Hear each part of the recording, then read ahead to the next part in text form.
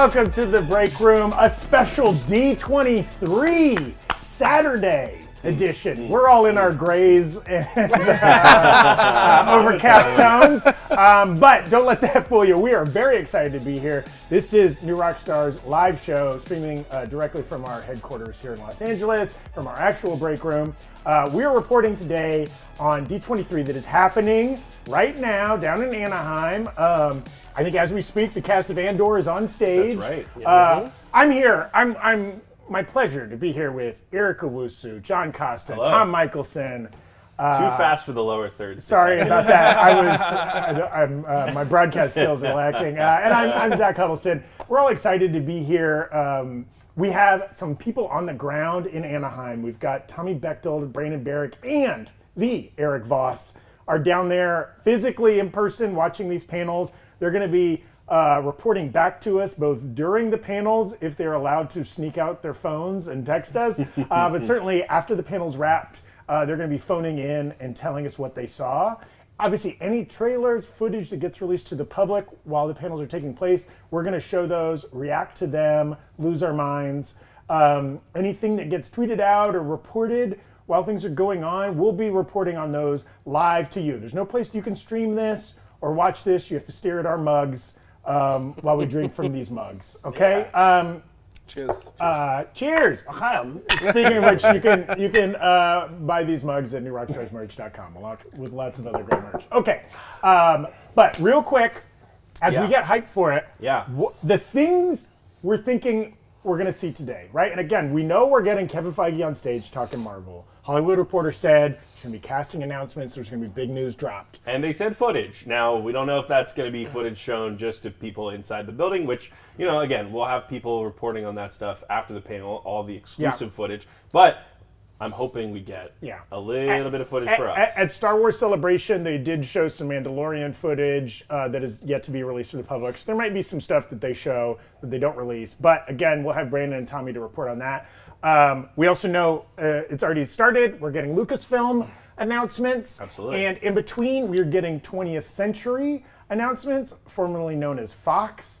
Probably be some Avatar news, maybe some other big Indiana news. Jones 5. Indiana Jones 5. Yep. Maybe Alien news, maybe Predator news. We don't know. All kinds of stuff could come out there. There's a lot of great franchises from that studio as well, all under the Disney umbrella. But real quick, the biggest things we're anticipating getting today, Fantastic Four. Yeah. Casting. And we already know the cast is Eric, Yes. John, Tommy, and I Zach. am the Thing. I'll be Ben Grimm. I'll be Sue Storm.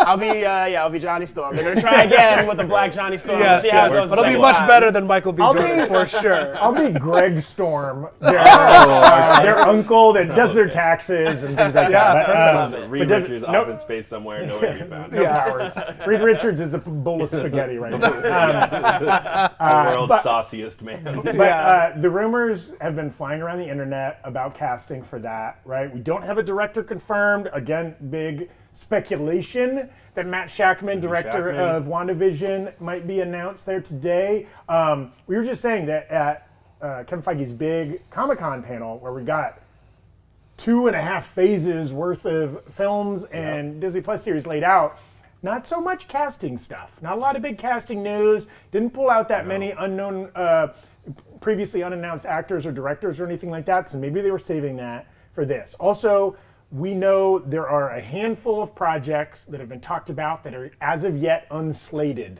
right? There's a lot of gaps in those Phase 5 and Phase 6 calendars. We're hoping they're going to fill in some of those. If you watched the Breakroom last week, we went through some possibilities. Marvel announces to theaters, hey, we want you to earmark this date for us.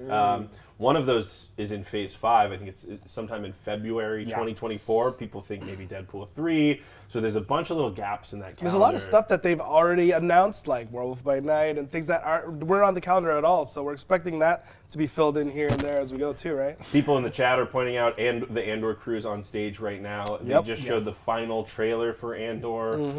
That show's coming out on September 21st. Yeah, weeks away. Wednesday.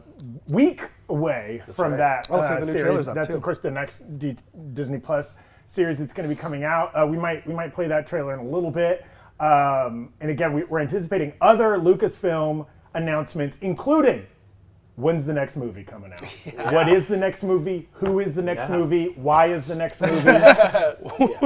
Where is Gamora? I mean, in the so many directors have been attached to various Star Wars films that are kind of like eternally delayed as they shift their focus to Disney Plus series, but at some point they're going to go back to theaters, right? We were saying yesterday that it seems like a lot of studios are like, okay, we might have overdone the streaming stuff. It's time to get butts and back in the seats. theaters, What's interesting is that Lucasfilm actually, at one point, every time they announced the movie, it was like a trilogy. Like they were like, here's the Rian Johnson maybe trilogy happening, which might not be, and then here the guys from Game of Thrones are doing a trilogy too. Here's that coming out. So it'll be interesting to see if it's going to be a one-off thing. If they announce a movie, is it going to be a trilogy? Because Taika, for example, we know that's coming, but that's one movie, I think, right? I don't think he said one way or the other. Taika Waititi has the busiest IMDb. That guy is attached to like 14 different films. There's no way he can make half of those, but it would be interesting if he comes out on stage, with Kathleen Kennedy. Boy, it seems like, this one's his for sure next project. Oh, yeah, for sure. And we are going to be showing that Andor trailer in a second. The crew from Willow is on stage now. While they go over Willow. Shout out Warwick Davis. We'll get that. We'll get that trailer up and running for you guys very shortly. Come on the show, Warwick. Thank you to everybody. Real quick shout out to everybody that's in the chat being active. We see a lot of like fun ideas, predictions getting thrown out there. Also, thank you to everybody throwing us some super chats. We appreciate you giving us a couple doubloons there. Helps us bring this show to you. Gary Porch, Abraham, Karina, Joel, Flipside, everybody there. And also, if you have some great questions, some theories, some predictions, some casting, throw those into super chats, and we'll try to get to those as the show goes along. Cool. So other things. We mentioned Fantastic Four we're anticipating. We mentioned Star Wars film and/or as of yet unannounced series or casting. I mean, we have yet to see a drip drop of Werewolf by Night, which presumably would be coming out. They haven't announced it. They haven't even said it's real. The only thing we know is the director gave an interview that was like, it seems exciting. So, I mean, we've long been speculating that's coming out this Halloween season. But that is right around the corner for them to not say anything about it. Wow. Now, this could drop as like an I Am Groot style, maybe it's a short, maybe it's delayed till next October, maybe it was never meant to be. We don't know. But we know for sure because we've seen set photos, Guardians of the Galaxy holiday special is coming out this holiday season. Nice. Maybe we'll get some footage from that. Maybe we get first trailer or footage from Ant-Man and the Wasp Quantumania. Yeah. That's the next film after Wakanda Forever. Yep. Then all the Disney Plus series slated for next year. We're getting Secret Wars. We're very excited. Oh, sorry, Secret Invasion. We're also getting Secret Wars. But Secret Wars, that's Secret Invasion is the very next Disney Plus series. Then Echo, and then Loki Season 2, Ironheart, and Agatha House of Harkness. All of those 2023. So maybe we get some clips. Maybe we get some casting announcements. We don't know. John, are you pulling up the Andor trailer? Yes. Well, Andor trailer is forthcoming, but I figured we would, we could throw up some of the slate that's upcoming. Oh, yes. Thank so you, one John. thing that's interesting in that list that we've talked about a lot on this show and on New Rockstars is where's Armor Wars and all this? I was just thinking. That was announced way back when, and it's granted as we just said, there's a lot of gaps in the schedule, but we've not heard any casting, we've not heard any directing. Don Cheadle is sitting at home. Twiddling his thumbs, Waiting. waiting to go. Wearing boom. the mocap suit. Boom, looking for this. Yeah. Tommy must have just broken into the stream. I accidentally triggered the mandatory fun graphics. So that's what a tease, John. What a tease. I'm sure he'll love that. He felt it. My iPad days are numbered. I'm not allowed to press buttons anymore. Again, a couple people asking what we think the order of these presentations. We know these three studios are going to present their stuff. We think they're starting with Lucasfilm. 20th Century is going to be in the middle, and the closer, Marvel. Mr. Feige is going to be on stage with the big stuff there at the end. That's what we're anticipating over the next 90 minutes to 2 hours, something like that. So if you're sitting there waiting for Marvel announcements, you will be waiting for a little bit, but that's okay. We'll get to it. And if you're watching this after we've gone live, there's probably some nice timestamps down there that John has given you. You can hop right to them. Yeah, so let's talk about Lucasfilm a little bit while they're still on stage. We're getting Willow right now. What do we think? Do we think we're going to get any footage from Mandalorian season 3? I say yes. Yeah. I think that's the next trailer we're gonna get. Yeah. But then we've got like Ahsoka. Yes. That's we know that's still shooting. They just announced the actor who's playing Ezra Bridger. Yes. So we all know that's in progress. Do you think we'll see any of that stuff? I think we'll see that. So I was lucky enough to go to Star Wars Celebration too, and they had, even though they had only been filming for a few weeks, they had footage from Ahsoka to show us, and it was really. I don't know how they did it. They had had trailer music and of course no graphics or anything, but they also had some really interesting teases, like the crew from Rebels. We had to see some Twilight Tales from Hera and some other things. So I think that now that it's been, Celebration was what, May? So we've had a lot of time now. They've got a lot more footage in the bank. They could be showing us some Ahsoka stuff today for sure. Yeah. Some people in the chat are saying, where do we watch D23? Unfortunately, you can't. Right here. You watch it here. Right here. With Welcome. us. We're going to do our best to bring you something worthwhile and it's going to be great instead of scrolling through Twitter like the rest of us have to do. But yeah, you're right. That was in May. We also have a season 2 of The Bad Batch coming out. That's right. That hasn't been talked about too much. That show was like a kind of a surprise for me in terms of how good it was. Yeah. And season 2, I think it was supposed to be out around now and got delayed, if I'm remembering correctly. I don't exactly know when season 2 is supposed to come out, but what are you guys most excited for? If you had to pick one out of Ahsoka, Mandalorian season 3, and maybe one of these, either the Taika movie or the John Watts Skeleton Crew movie. I'm gonna say none of the above. Andor. We can't skip past Andor. Yeah. We were just talking about this. They're doing 24 episodes of Andor across 2 seasons. They've already committed to that. I think they've already. I don't know if they've already shot all 24, but this is. What a commitment. Disney with Disney Plus has not done anything more than 9 episodes. Right. And they're committing to 12 per season for 2 seasons for this story.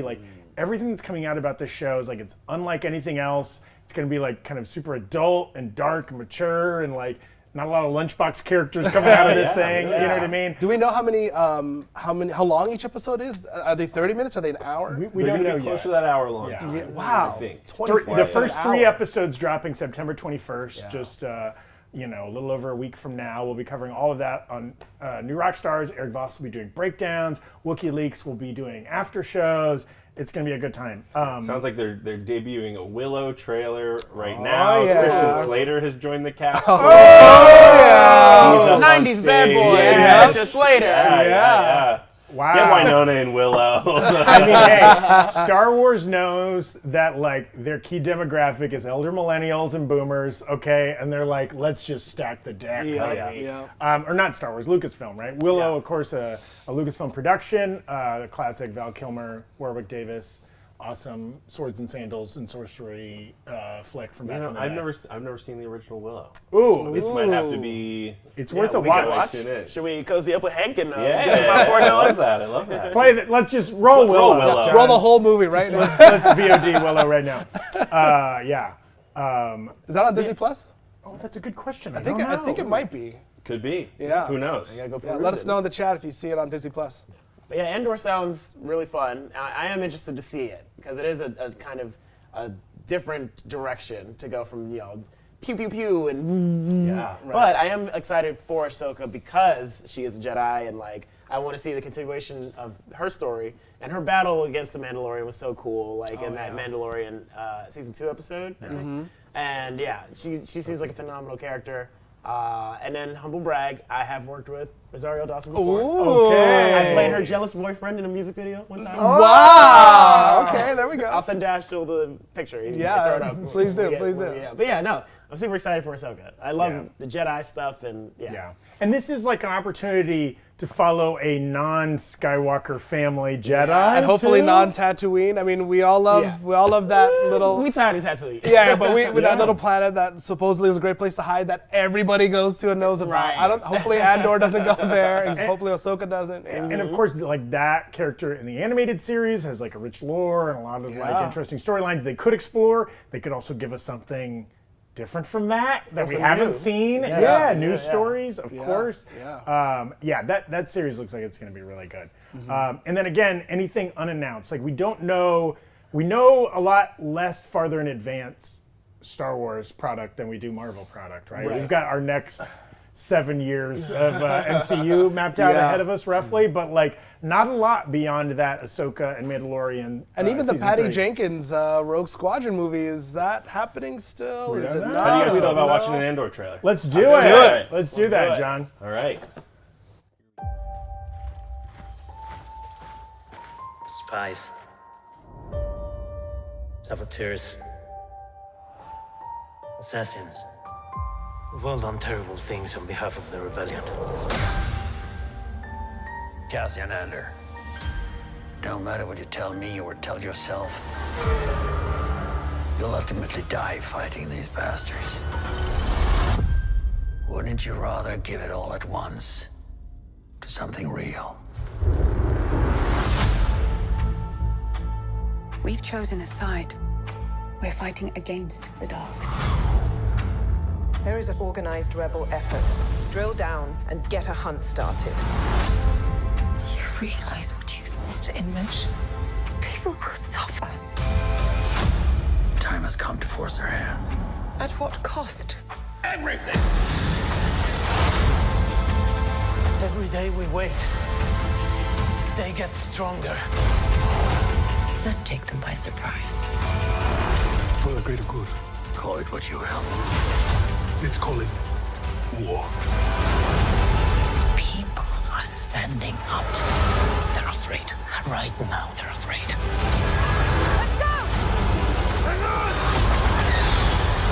Star Wars Andor, 3-episode premiere, streaming September 21st.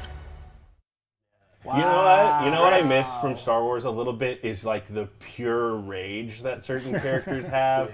I feel like we're gonna get that a little. Yeah, I mean, also not a lot of CGI characters in there. No banthas, no. A ton of alien. We didn't get a lot of in Obi-Wan either. Right, we didn't get a lot of, we didn't get a lot but of like alien. no Babu Frick type character, no Jar Jar type character with a big presence in there. No Wookiees visible in that trailer. Droids? No droids? Not a lot of I didn't see any droids. droids. Now, it could be those things are going to be in the show. They're just not showing us in this trailer. Also, Brandon Barrick has pointed out multiple times on the show that he loves how Stellan Skarsgård says Cassian Andor. Cassian Andor.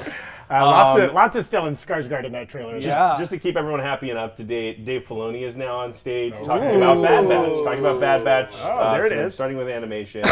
And of course, as soon as they start talking about Mandalorian Season 3 and Ahsoka, we'll let you know. I just want a trailer for Mandalorian Season 3 more than anything in the world. That show, the direction they're going with that show for Season 3 is so exciting to me. Din Djarin looking to sort of redeem his people and, put Mandalore back on the map. And It looks like we're going to Mandalore. looks like in we're going to go to season 3, Mandalore, right? which is kind of going to be crazy. And all of that storyline is something that, like, they just sort of started to tease in the first season. I mean, the every second scene with the armorer. So good. Oh, yeah. So In good. both the She's first two insane. seasons are awesome, Yeah. and it looks like she's going to be heavily featured in season 3, right? so. Like, in similar characters, we're going to get lots of What if Mandalorian season 3 is just called Mandalorians? Ooh, like aliens. Yeah, Yeah. that'd be dope. Ooh, that'd be fun. dope. That'd be fun. Another quick update. It sounds like Filoni has just introduced something called Tales of the Jedi, which are some animated shorts. Those are going to debut on October 26th on Disney Plus, and 3 of those episodes, 3 of them, will be about Ahsoka. I think that was the show I heard about. They're also doing a Count Dooku. Oh, cool. Like while he was a Jedi before he broke bad and became a Sith. I think that's Very interesting. about that same Oh, Tales of the Jedi animated? show. An animated one. Yeah, I think that they're going to tell his story and talk about his fall too. One thing I was going to say about the Andor trailer, which I didn't even think about till watching it right now, is could we see the Bad Batch in Andor? This is around that time. Tamara Morrison could maybe be doing quintuple Keep duty. giving more Keep work. getting Yeah, them give him checks. more He was work. so good. He was Yeah. so good as that old man The old in clone. Kenobi. Oh, he's so good. Yeah. I mean, Tamora Dude, that would Morrison be- and Benedict Wong are legally obligated to be in and every property. and everything. that's But right. how cool would that be? Because it's around the same time, right? I mean, I don't know the exact. They're probably a few years off here and there, but it's right in between the Empire and Revenge of the Sith. That's where all this is happening. You know what was kind of interesting about that trailer? Not a lot of Diego Luna. in that trailer. Oh, that's right. Diego Luna was in 2 shots of the first trailer too. He was in a hologram and then 1 shot in a ship. I don't understand. He is exactly the titular character. Mon Mothma was So in this more than he was. Yeah. So interesting to me. very I'm wondering interesting. if they're doing these 3 episodes. They say the first 3 episodes of the show are sort of their own contained story. I wonder if we're just not going to get a lot of Diego Luna in those 3 episodes. They're going to tell a quick story that sets up kind of players on the map, and then we get into the Andor stuff. Who Interesting. knows? Who knows? Yeah. Although I mean, we did see.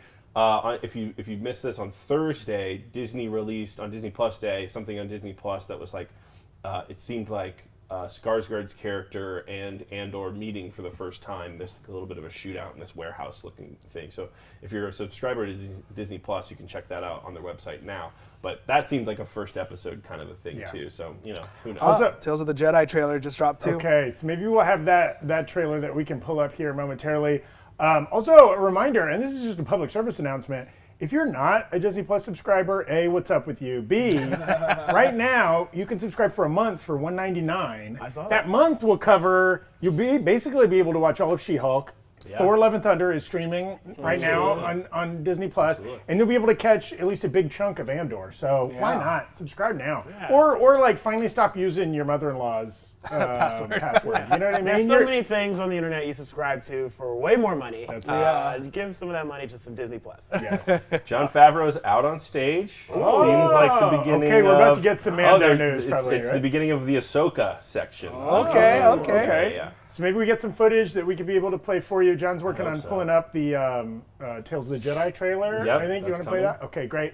I love. We just got a super chat. Al Rincones. You think any Stranger Things actors will be cast for Marvel today? Oh, good question. Ooh, There's been a lot of talk about I forget his name, but the actor plays Lucas being Miles Morales. I've seen him fan cast as a Miles. that would be a put him in double. New Rockstar's thumbnail. Oh, many about 4 times for years. ago. Yes. Okay, He yeah, actually, it's been so long that he's been rumored he might have aged out of Miles Morales already. Watching the last season of Stranger Things, I was like, this is the perfect time, and this was filmed like He's 2 gonna have to years play ago. Miles' uncle. At Yeah, this point. right. Well, what's the red-haired Sadie Sink. Sadie Sink, She's huge right now. who's in a big Brendan Fraser movie that just Whale. debuted, Yeah, The Whale. Whale, at Venice Film Festival. That people are saying like, that movie and Brendan Fraser and her are all great. She hasn't been cast in like Madam Web, has she? I feel She's like one of the only every female hot actresses. female actress, hot in terms of popularity, has been cast in that Madam movie. Web. No, I don't think so. And I don't think she's been in any superhero thing, but she's on the up and up. So, and I mean, hey, Millie Bobby, she's out there. She's working. She's waiting. She's waiting. Millie Bobby Brown. There was a report, this was a few months ago now, that her and Kathleen Kennedy had a lot of conversations about her starring in a movie for Star Wars. So who knows? That might be announced today too. I forgot about that report. You have to imagine if Favreau's already on stage, he's going to talk about Ahsoka and maybe into Mandalorian. What's the closer for Lucasfilm? What's the big mic drop moment at the end of this panel? Ooh.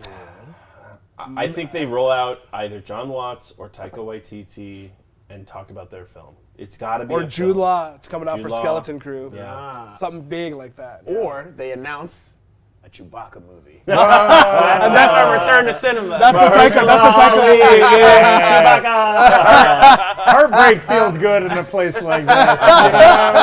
I do like Joseph Serrano in the chat says, I'm fan casting 11 as Professor X. Similar kind of Shaved power head, set. Yeah. Brain powers. Set the internet on fire there, Joseph. Yeah, great. Okay, John, are we ready to? Can we roll trailer? I'm not sure. I've got to get word from our man behind the scenes. Okay, we're still working on it, but we'll bring that to you as soon as we're able. What I do have is a new title card for Ahsoka. Let me pull that up. Nice. And then do we want to do maybe a quick recap since it's been Yeah. about 30 minutes since we started?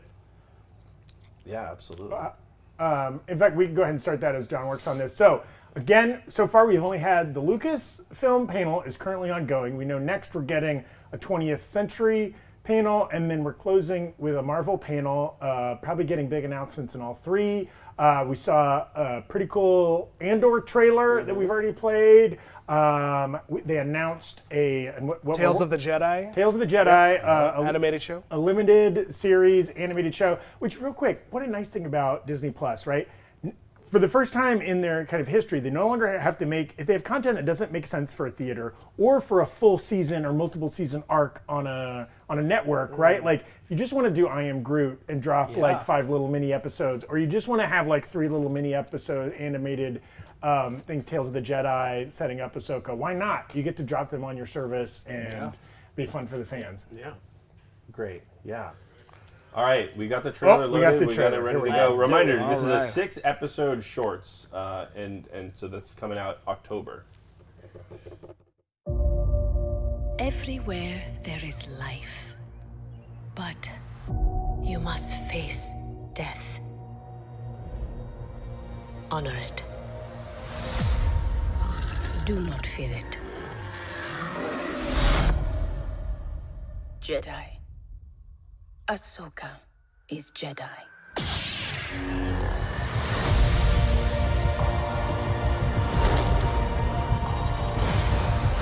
The best way I can protect you is to teach you how to protect yourself. Master Dooku. I want to bring peace and order to the galaxy. Master, stop! It is the only way you will truly have victory. My Padawan. Again. Again.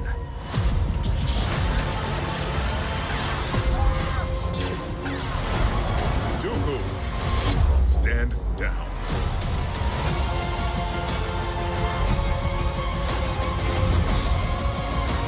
I'm tired of fighting. I've been warning them about the coming darkness. Let's hope all that training pays off.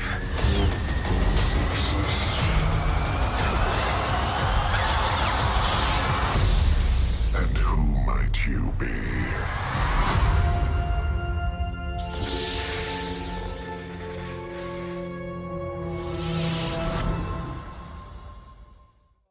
All right. Okay. Whoa. Tom was popping off Freaking during out. that trailer. Whoa. Tell us some of the incredible things. Hold from on, let that me trailer. change my pants real quick. Yeah. That was pretty Keep them on, my dude. Keep them on. Change to my brown We are pants. your Padawans. Yeah, Please. so- And real fast before we recap that really quickly, I just want to let everyone know John Watts is on stage now talking about Skeleton Crew. There we go. As the news about that trickles in, we'll keep you posted. But Tom, Okay. yeah, let's get a into couple just quick, because I just saw this, like you all for the first time. A couple of things. That was young Count Dooku with his blue saber. So there is And 2 different unbearded and bearded versions Yes. of him and masked versions of him, right? No, Or that was someone else, I think. Oh, wow. That's a Okay. new character. That was a double-edged new lightsaber villain. And when he said, "Who might you be to Ahsoka?" I think that's what everyone else would say. Well, who are you supposed to be?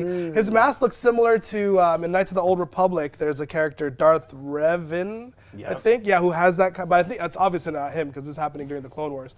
So this show, as we could see, was happening right in the middle of the Clone Wars, specifically early Clone Wars animated show and Attack of the Clones era. Because we saw Anakin had the short hair, we saw there was younger Ahsoka with the green, double-edged live lightsabers. Mace Windu. A live Mace Windu, and we saw young Qui-Gon Jinn, Count Dooku's Padawan, and that's who he was talking to in there. So there was so much.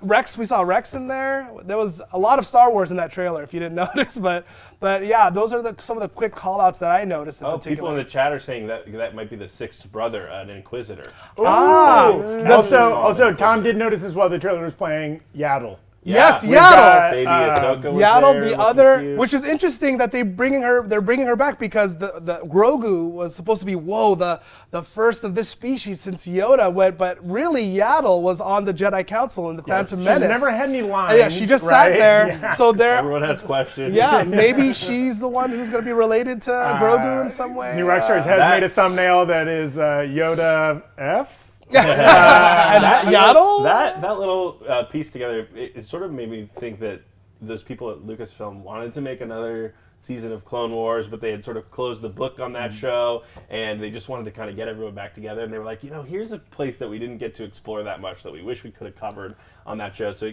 it feels like maybe another spiritual successor to that show. And one thing really interesting I saw is that they said from the creators of the Clone Wars and the Bad Batch, but they did not say Rebels, which is notoriously a Disney, like Disney was the one who put the axe on the Clone Wars and said, we're going to start this new animated show and it's going to be Rebels.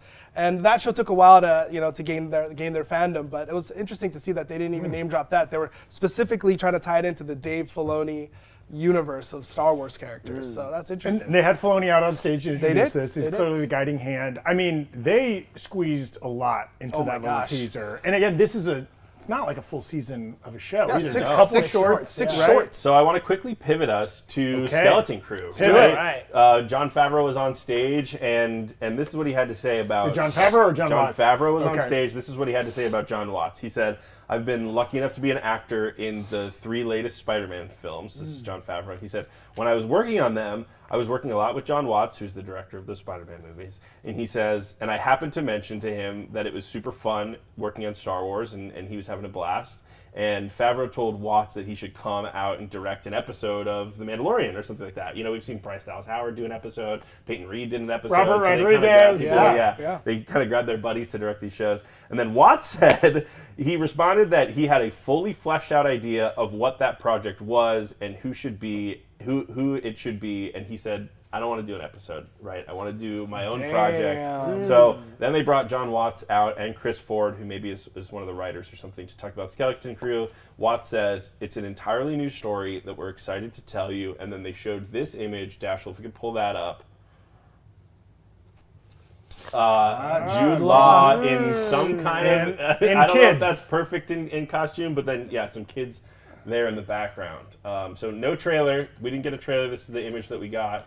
Interesting. On the left of that little orb coming out is the door guard. That, like the thing that comes out of the wall at Jabba's palace and also in Mandalorian. Yes, so absolutely. he's probably going into some shady underground layer there. And this show and some of the casting has been announced. Right, that it is Jude Law and some kids. Yep. It's got like a Goonies energy or something like They that. said is what- Amblin, so yeah. Amblin. Maybe this is where the energy. Stranger Kids things are showing up. Oh, all of that's them, it. all of them, Just the whole make it a cast. spiritual successor. Yeah. And so now the Mandalorian crew is on stage. So when we get news or a trailer about that, we'll bring that to you. I love to see properties do crossovers. So it's nice to see a Kree from the MCU in the Lucasfilm universe. This warms my heart. Confirmed. Yes, confirmed. Yeah. Yes, the Kree are in the Star Wars universe. Yes, They're one of the it's a aliens. big, wide universe. Real quick shout out to Kay Silva who sent in a super chat. Do not sleep on Tales, referring to Tales of the Jedi. Saw the first short at Celebration. It's next level. Yes. John saw that too and was equally as jazzed. Absolutely. Yeah, that was a great little teaser. We also got this title treatment for Skeleton Crew. That looks very retro, kind of 1980s VHS cover kind of looking thing. It's also interesting. I mean, just from the title and that image and what we know about this series, right? Doesn't it feel like Jude Law and a bunch of kids have to man a warship, fight a battle, something like that, Yeah, right? right. Skeleton Crew in the parlance of our times means like, oh, the regular people aren't here. Yep. We're running. It's the This is a holidays. bare Skeleton bones. Crew. No, how dare you, John? This is the A team. This is the A team. Maybe A minus. We are not designated survivors. We are the starting 5. Yes, The you're starting right. 4. We're the Fantastic Four right here. Yeah, that is. Yeah, so you can see that being like, which again is like great to like recapture the youth of, those initial trilogy films where all those actors are so young. That looks like it's gonna be really cool. Now, one of the directors for Mandalorian Season 3, Rick Famuyiwa, is on stage right now. If you're familiar, his great movie Dope was so much fun. He directed some episodes of The Chi, which is a cool show. He's on stage. He's going to do some episodes of Mandalorian Season 3. Here's what he had to say. He said, "This has been a dream of mine since I first saw Star Wars, which was the first film I ever saw in the movie theater." I think that's true for a lot of us. He says he went to USC Film School because of George Lucas. And then he introduced the cast of The Mandalorian. Katie Sackhoff is there. Giancarlo Esposito is there. Pedro Pascal. Everyone's doing a little reunion, little hugs. So hopefully we get some footage of that soon. He's done some of the coolest episodes of The Mandalorian. I think his first episode was in season 1 when he's fighting the Mudhorn. I think he directed that one. I'm not sure if he directed the Prison Break one, but he's done several. I mean, him and Deborah Chow and John Favreau, they've all kind of like taken turns, and Bryce Dallas Howard. So he's done some of the cool. I mean, they're all great episodes, but he's done some of the really cool ones. Also, the USC Film School Army rolls deep. Okay, Ryan Coogler, George Lucas, Spielberg's in that crew. Yeah, heavy hitters for sure. I gotta go and roll and get a film We degree. all made a lot of mistakes in early life. We're not going to USC. Kill my film school, guidance yeah. counselor. Yeah. I can tell you right now, there's a title card up for The Mandalorian, and it is as sort of standard as it has always been. So no The Mandalorians this year. You at home with your Star Wars It is- font it is emulator green. can Yeah, make that it. makes sense. Yeah, but well, that's okay. Cool. Maybe So they're not return giving away group. a lot. We don't have any footage yet. No footage, no. But we do have this title card courtesy of Eric Voss, if we want to throw that up. Hey. It's just a nice green color. Oh, and we got Giancarlo. Is that Giancarlo in the white coat in that Yeah, shot? I think so. Okay. Yeah. Yeah, bunch of people. They have this cool Ahsoka There's still. Dave Filoni, there's the actors. Yeah. I think the Green Mandalorian might signify maybe a big return of Grogu. Maybe Yeah. he comes in stronger, more in control of his Jedi powers. Right? I like us overreading into Yep. font colors. That's what New Rockstars is all about. As a welcome. graphic designer, that's what I do. Yeah, Right. exactly. Also interesting, Pedro Pascal appears to have hinted that some interesting guests are backstage. Probably a little Grogu animatronic, maybe. Grogu's on Maybe. Maybe. They brought him out for a celebration. Yeah, They had a real life chopper that was remote controlled, rolling around stage. He's the droid from Rebels. They're bringing him back for the Ahsoka series too, so that was really cool. Or maybe he's just like talking about some PAs that he's a big fan of, who knows? Yeah. Or like maybe, Keanu's roaming the halls, or Jodie Comer, or any of the other big actors that have been hinted at. Denzel could be back there. We don't know. Some of them might be coming up multiple times. Like if this was happening when Captain Marvel was coming out, we'd have Jude Law coming out for this and for Marvel later. Stellan Skarsgård in Andor and Dr. Eric Selvig in the MCU. So we might be having them people come out multiple times. Double And duty. Juan Carlo might be coming back out later as a fan cast come true for Xavier. Right? Ooh, he's Get gonna it? have to fight Millie Bobby Brown for it. That's true. That's true. But she has the powers, so that's true. Interestingly enough, Emily Swallow, who's the actress that plays the armorer in The Mandalorian, just said she got to meet Amy Sedaris for the first time. I don't know if she's saying backstage she got to meet Amy Sedaris. I don't see her name in the list of people who are on stage, but it'd be very funny if the armorer and Amy Sedaris' character got to share scenes in The Mandalorian. That would be hilarious. Swallow also talks about the first few episodes where the actors were trying to find a new language of these helmeted characters, right? I guess it's probably hard to act, with just a helmet on. And she said, what is it that translates, right? What kind of movement are you reading? What emotions are you reading? It was really a collaborative effort. What I quickly learned for the armorer was that less is more, right? She's kind of an imposing figure, right? And doing a bunch of crazy movements. And not only that, like barely intonating with her voice. Yeah. She's like pretty dry with what she says, but it makes it like land that much more. And I'll say one of the things I love about the armorer is that her turn from like a protagonist to an antagonist was really subtle and really well done. She was sort of like helping Din Djarin in the beginning, was like, oh, here's, all of the things that you need to make my armor. She's like, I got you, fam. And then over time, she's like, if you take your helmet off, I'm going to kill you. Yeah. Well, She's these like, are have you had it removed? Yeah. These are zealots, yeah. right? These Yes. are religious zealots, and that can be good or bad depending on where you stand in their zealotry. Yeah. And in this new season, as Heath Ledger's Joker taught us from that first scene with the bank robbery, just a simple head tilt with your helmet on or mask on is the creepiest thing in the world. Yeah. Now, whether against their will or with their will, what are the odds we see a different Mandalorian's face this season? We've gotten just the briefest glimpse of Din Djarin's unhelmeted dome. Will we see any other Mandalorian? Well, they have Sabine Wren has been cast in the Ahsoka show. Nicolette, I forget her last name, but yeah. So maybe she could be just like Ahsoka showed up. Maybe she could show up. Maybe people in her family from the animated show could show up. So I think so. And I guess it goes without saying, Katie Sackhoff and that whole band of Mandalorians, they don't wear helmets. They're kind of like beyond that craziness. So like obviously there will be some They're reformed Mandalorians. Yeah, right, exactly. Yeah. Hey, like we keep kosher when we can. It's not that big of a Have a deal. cheeseburger. Yeah. Bacon burger here and there. Yeah. Giancarlo Esposito is now up on stage. I gotta think they're going to be debuting a trailer here in a minute.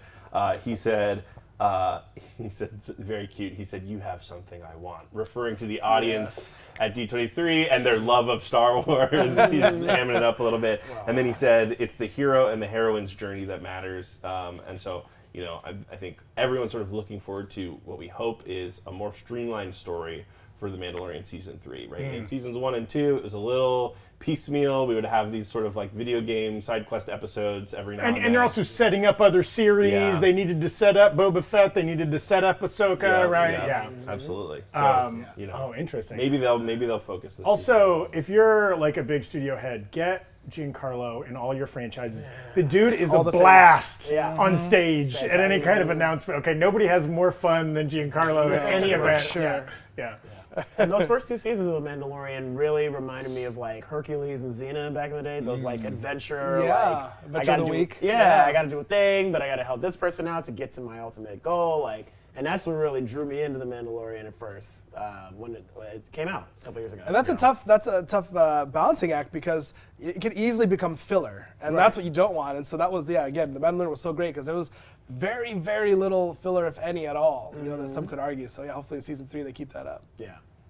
Absolutely. While seemingly like expanding like the intensity, right? Where it's less like defeat a mudhorn and more like save your planet or your entire culture or whatever, right? Something big going on. Yeah. Very interesting. John Favreau has referred to Ahsoka as Dave Filoni's magnum opus.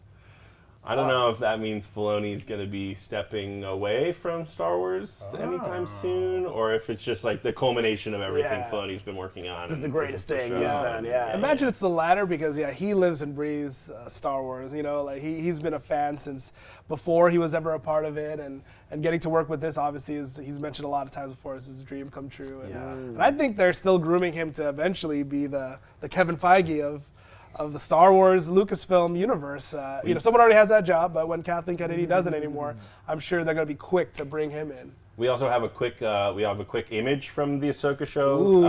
That looks pretty fun. I love those lightsabers. I love them. That almost looks like a similar shot from that episode with the where she was fighting the magistrate with the Beskar spear. Sure. Yeah. I've been to a rave where a person was dressed up just like that.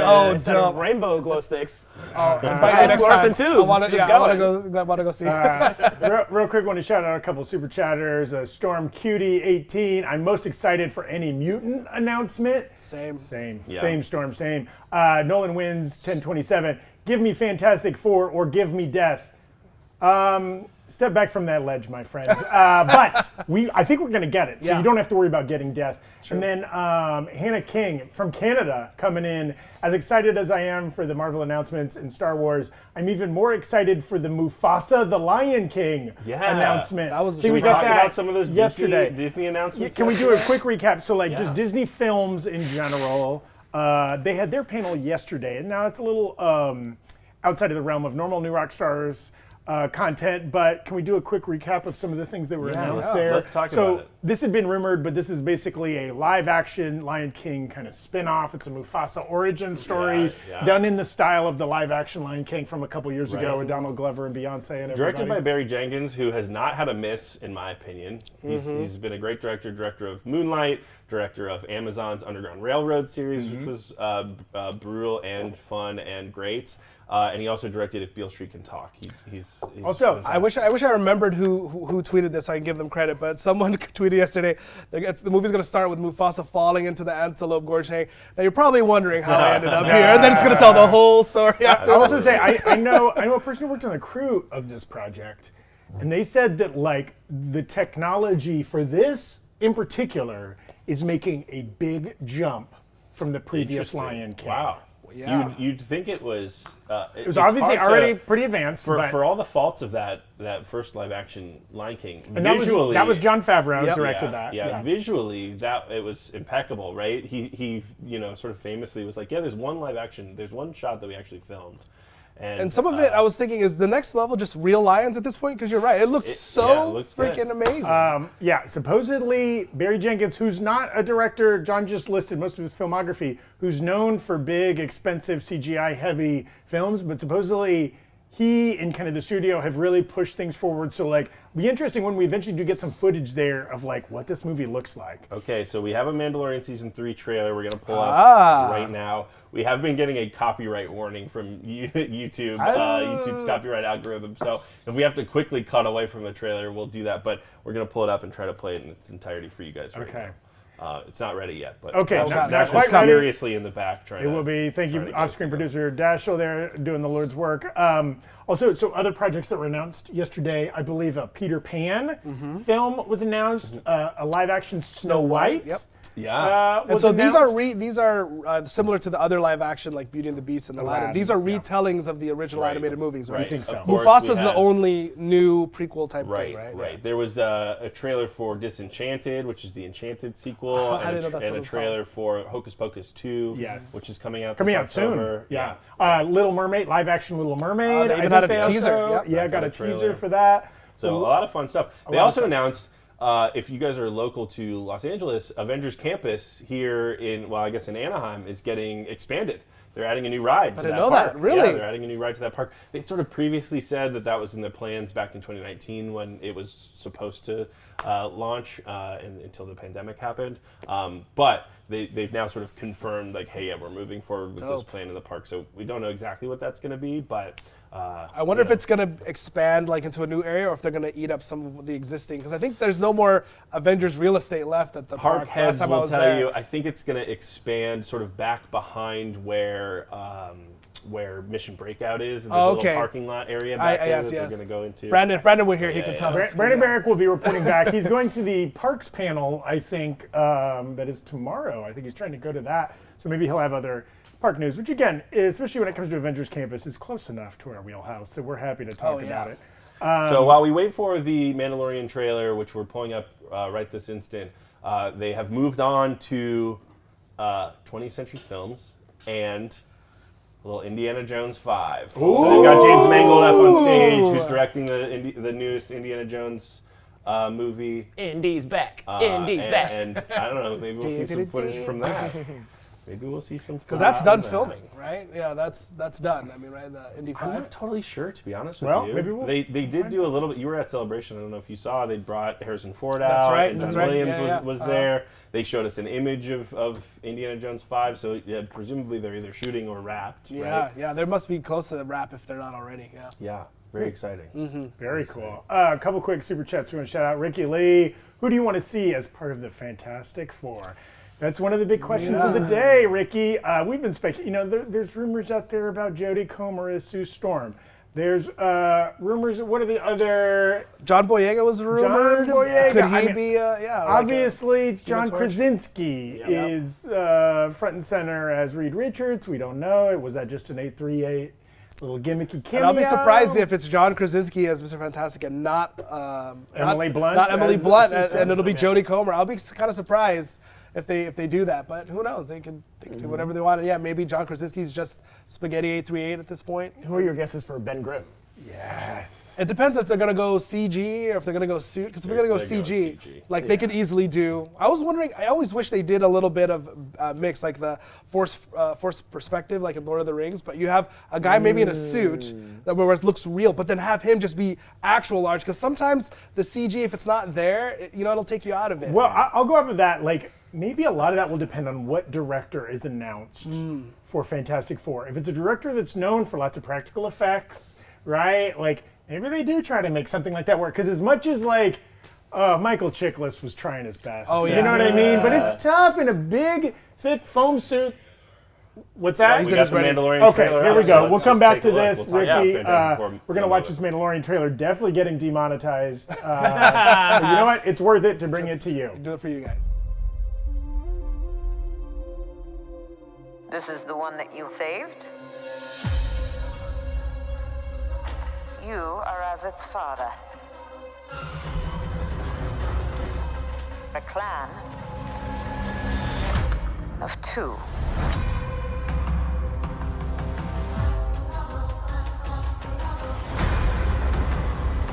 But you have removed your helmet. Then you are a Mandalorian no more.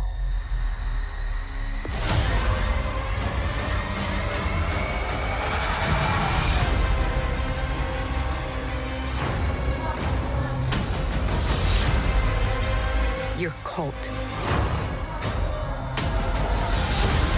fractured our people.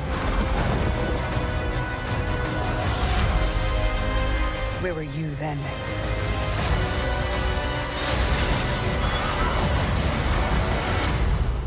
Did you think your dad was the only Mandalorian?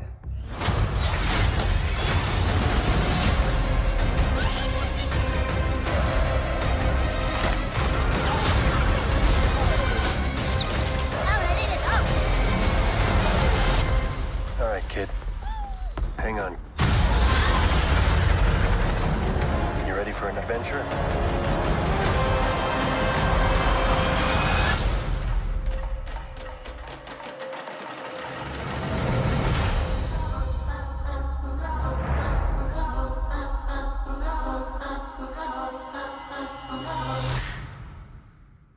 I hope sooner than that. Oh my gosh. I told y'all Grogu was coming back. Baby. It looks so good. We So get a little good. taste of Mandalorian there. A million Mandalorian people in their armor. Maybe some Mando on Mando battle Mando on action. Mando. Looks like. Wait, I was like, what action?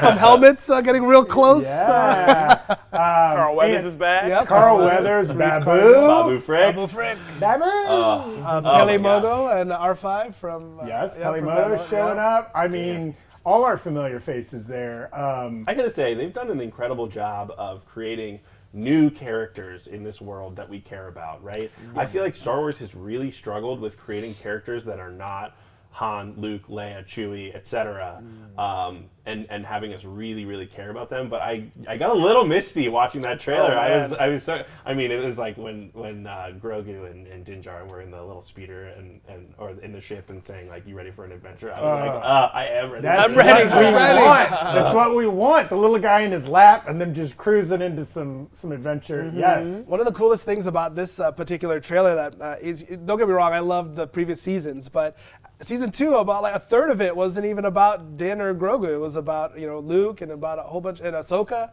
And so this one, it seems like it's more contained. It's more their story and it's their adventure. And it'd be cool to see a full season fleshed out where we're not having to sidestep to go talk about other stuff, which we all love and which was great.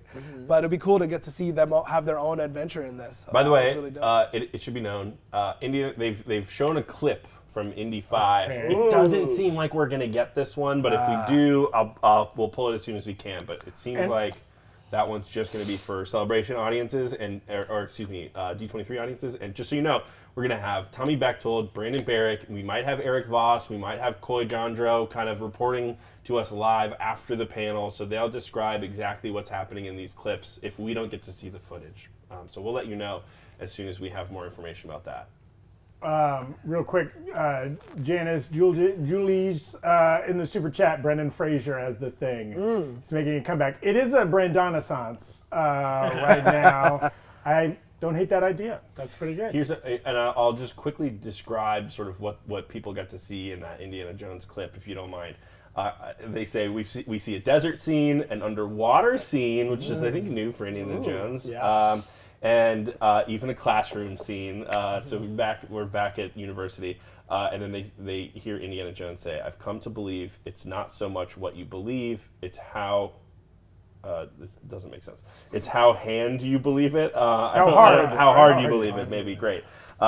And we hear the famous theme slowed down a bit, classic 2022 trailer right there, intercut with a lot of very actiony scenes, including Indiana Jones riding a horse on a subway track this time instead of regular train tracks. Maybe a little homage to the beginning of Last that Crusade movie. Yeah, Last Crusade. Also, apparently, a lot of people in the chat saying Harrison Ford crying on stage. Yeah, getting Now, emotional. are we sure he wasn't maced? Are we sure he didn't cut some onions? We don't know, but we assume he's getting emotional Really interesting. because, like, Phoebe Waller-Bridge is going to be in this film, and it sounds like James Mangold has described her as the foil to Harrison Ford to Indiana Jones in this movie. She's the villain? I don't know. Well, Maybe, it could be foil a could be, yes. Foil is an There's a interesting little that's like Sean Connery in Last Crusade, right? It's technically his foil, though they're both kind of on the same side of good and evil there. Yeah. So hearing about that subway, I'm curious. I'm horrible at math, but where are we in the timeline now, right? Because Indiana Jones is in the 30s in the original math ones, doesn't right? work out. So Tom. where This is he? This would be like the 70s, like 60s, yeah. or Was that the 70s? last time Kingdom of the Crystal Skull? We had gone for it was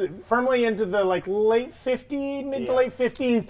You know, Because there's still Nazis running around. they were still Nazis, but it was obviously like post-war, I think, right? And obviously, if we're just following the age of Harrison Ford, this would be, I mean, it's literally 2022 then. Yeah, it'd be 40 years after the first film is set, right? Like, so it would be the 60s or 70s.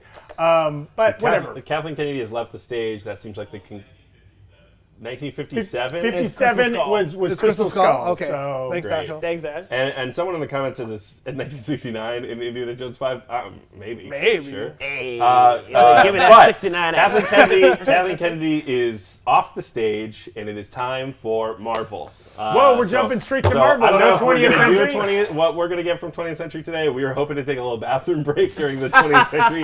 To be honest with you, Avatar sounds fun, but no rest. No rest. Right into Weird. Marvel. Big hitters coming. Maybe they were like, nobody cares about this 20th century stuff anyways, let's kick it. Or like, we'll put that at the end as the hall slowly filters out as people want to avoid the rush. Yeah.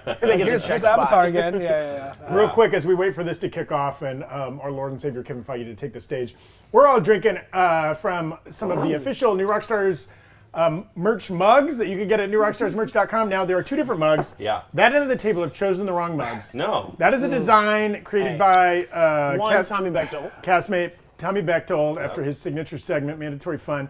It's fine, but not that cool. It matches my shirt. Look at how fucking cool this is. Tom, It's cool, but not as cool. Tom and I are repping the much cooler It's Morbid Time version of the mug. Now, depending on which one you prefer, if you have good taste or, kind of questionable taste, you can vote on which one of these is going to become the permanent New Rockstars Breakroom mug by buying one at newrockstarsmerch.com. It can be Morbid Time all the time. There's a link right there in the description. And hey, one of these mugs is going to die at the end of this week. At midnight on Sunday, one of these mugs is going away forever. And based on yesterday's show, we learned that the Morbid Time mug is lagging behind just a little bit. So if you want a chance to get an It's Morbid Time mug, which is maybe the best mug I've ever heard of in my entire life, you only have until maybe Sunday to buy this mug until it maybe goes away forever, because the Mandatory Fun mug, it is going to right win. mug. Yeah, this is going to the be right mug. dead stock real soon. If Zach's mug doesn't get picked, he's already promised to go and break each of the remaining ones himself. That's So right. this is Super your last limited. chance. Also, yes. I questioned some of the tallying. I heard Dominion voting was running some of the numbers. That's a good point. Hey, so Kevin Feige is on stage, and this is fun. This is a little fan moment from Kevin Feige. He says, "I'm a little shell-shocked. We just saw some Indiana Jones footage. Holy Toledo." A good reminder that so many of these people working at these companies are fans just like us. Yeah, absolutely. You got to be. Real quick, let's recap what we're anticipating here. From most, we're about to see it to farthest out in the future, right? We might get some more Wakanda Forever stuff. That's the next movie. That's the next project. They had a big presence at Comic-Con. We got a lot there, but we could get a little bit more today. And then after that, right, the next film, Ant-Man and the Wasp: Quantumania. We've seen nothing from that. So we might get some footage, maybe Just an a early poster. teaser, a trailer. We've only seen a poster. And then films next year. We're getting 4 movies on the docket next year. In order: Quantumania, Guardians 3. Now we saw on Twitter James Gunn is not going to be there, but that doesn't mean they won't. Dave Bautista might not roll in there. Your Pratts, your Zaldanas, we don't know. We might see some footage from that. After that, the next film, late summer 2023, The Marvels. Okay, heavy tease there at the end of Miss Marvel. We know they're working on that film. Maybe we get a little footage. Maybe, who knows? Tiana Paris just announced she's pregnant. So hopefully she doesn't do any stunts at D23 or whatever. And then the final film in November of next year, Blade. Yeah, great. I want to tie a bow on the Indiana Jones stuff.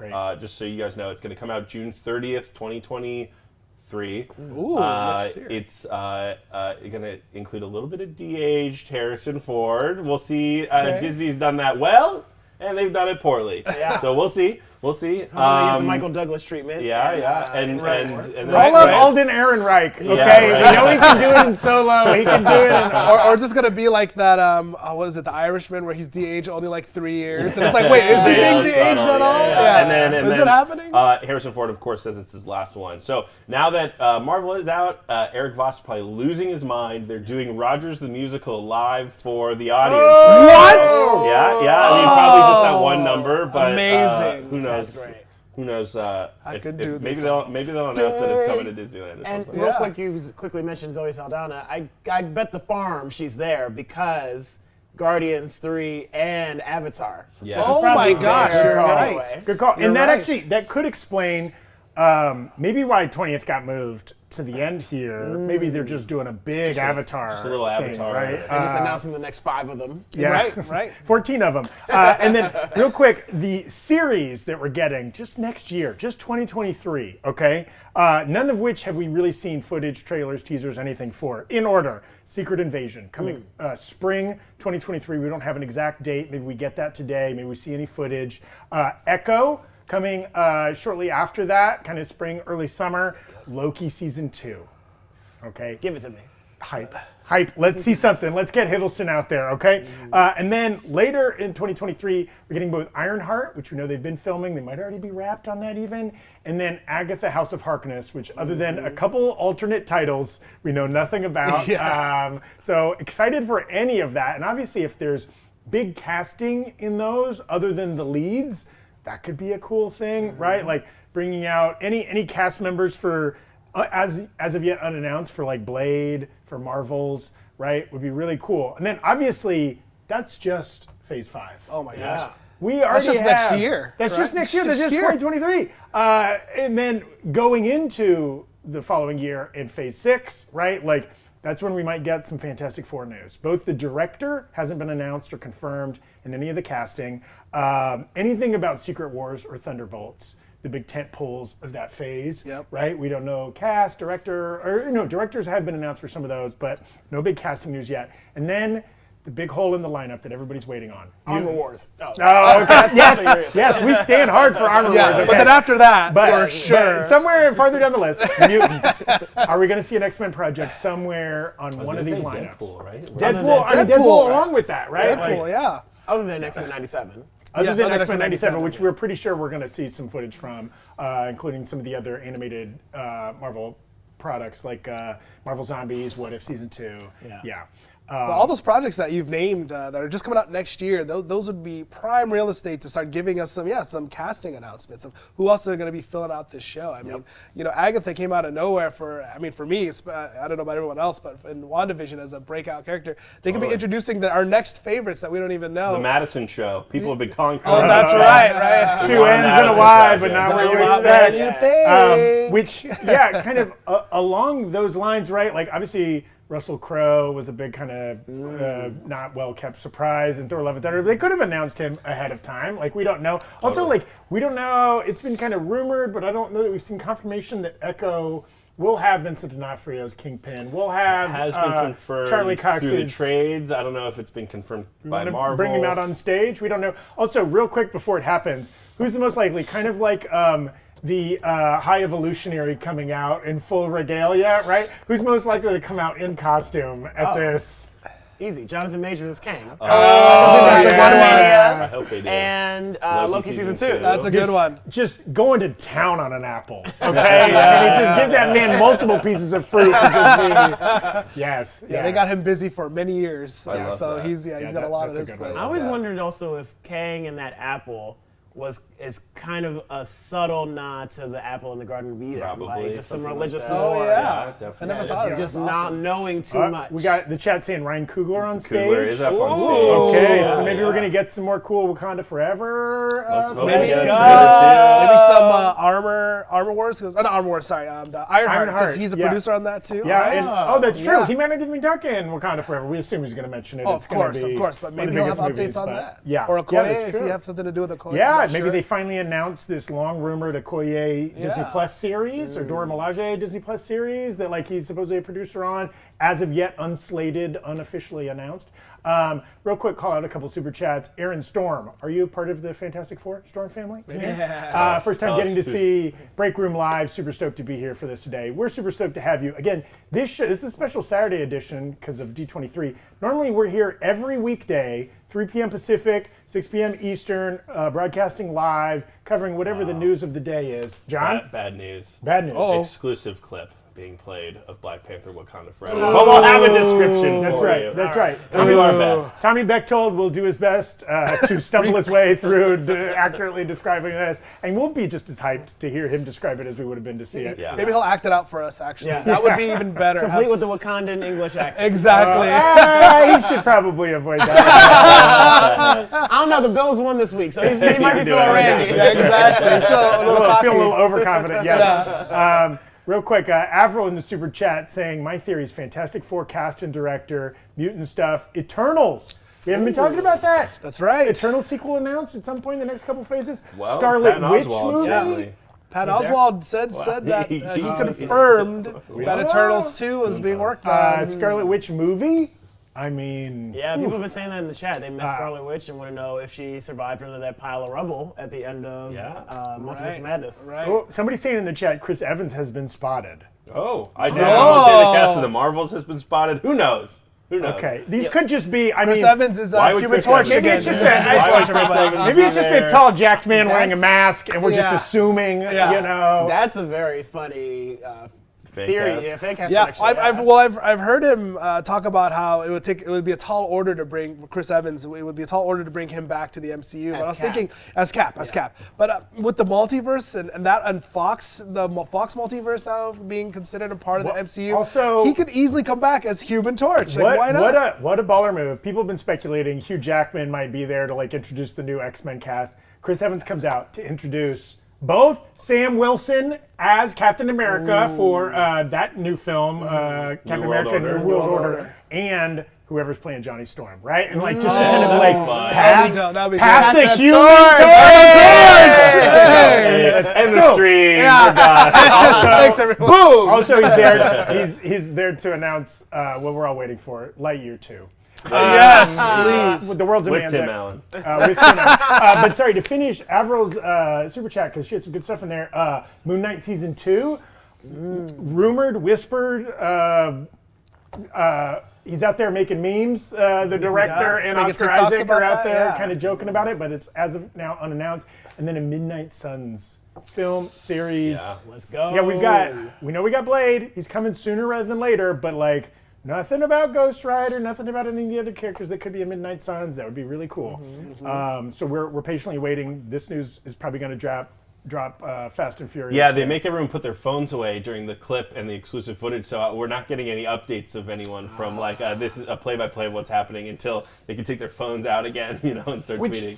Which, real quick, what have we not seen in Wakanda Forever that we are eagerly anticipating? There's that image at the end of the trailer where we see the snikt of the claws come out of the Black Panther suit. We don't know who's in the suit. I guess that's one of the biggest mysteries still remaining right now. So I have a theory about that, but I do have a quick description of the footage, if you don't mind me breaking in.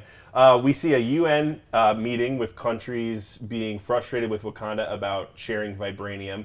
The Queen, I'm assuming Angela Bassett's character, responds about not being worried about the dangerous potential of vibranium, but the dangerous potential of you. So, like, we don't want to share our vibranium with you because you're going to mess us up with the vibranium that we send you.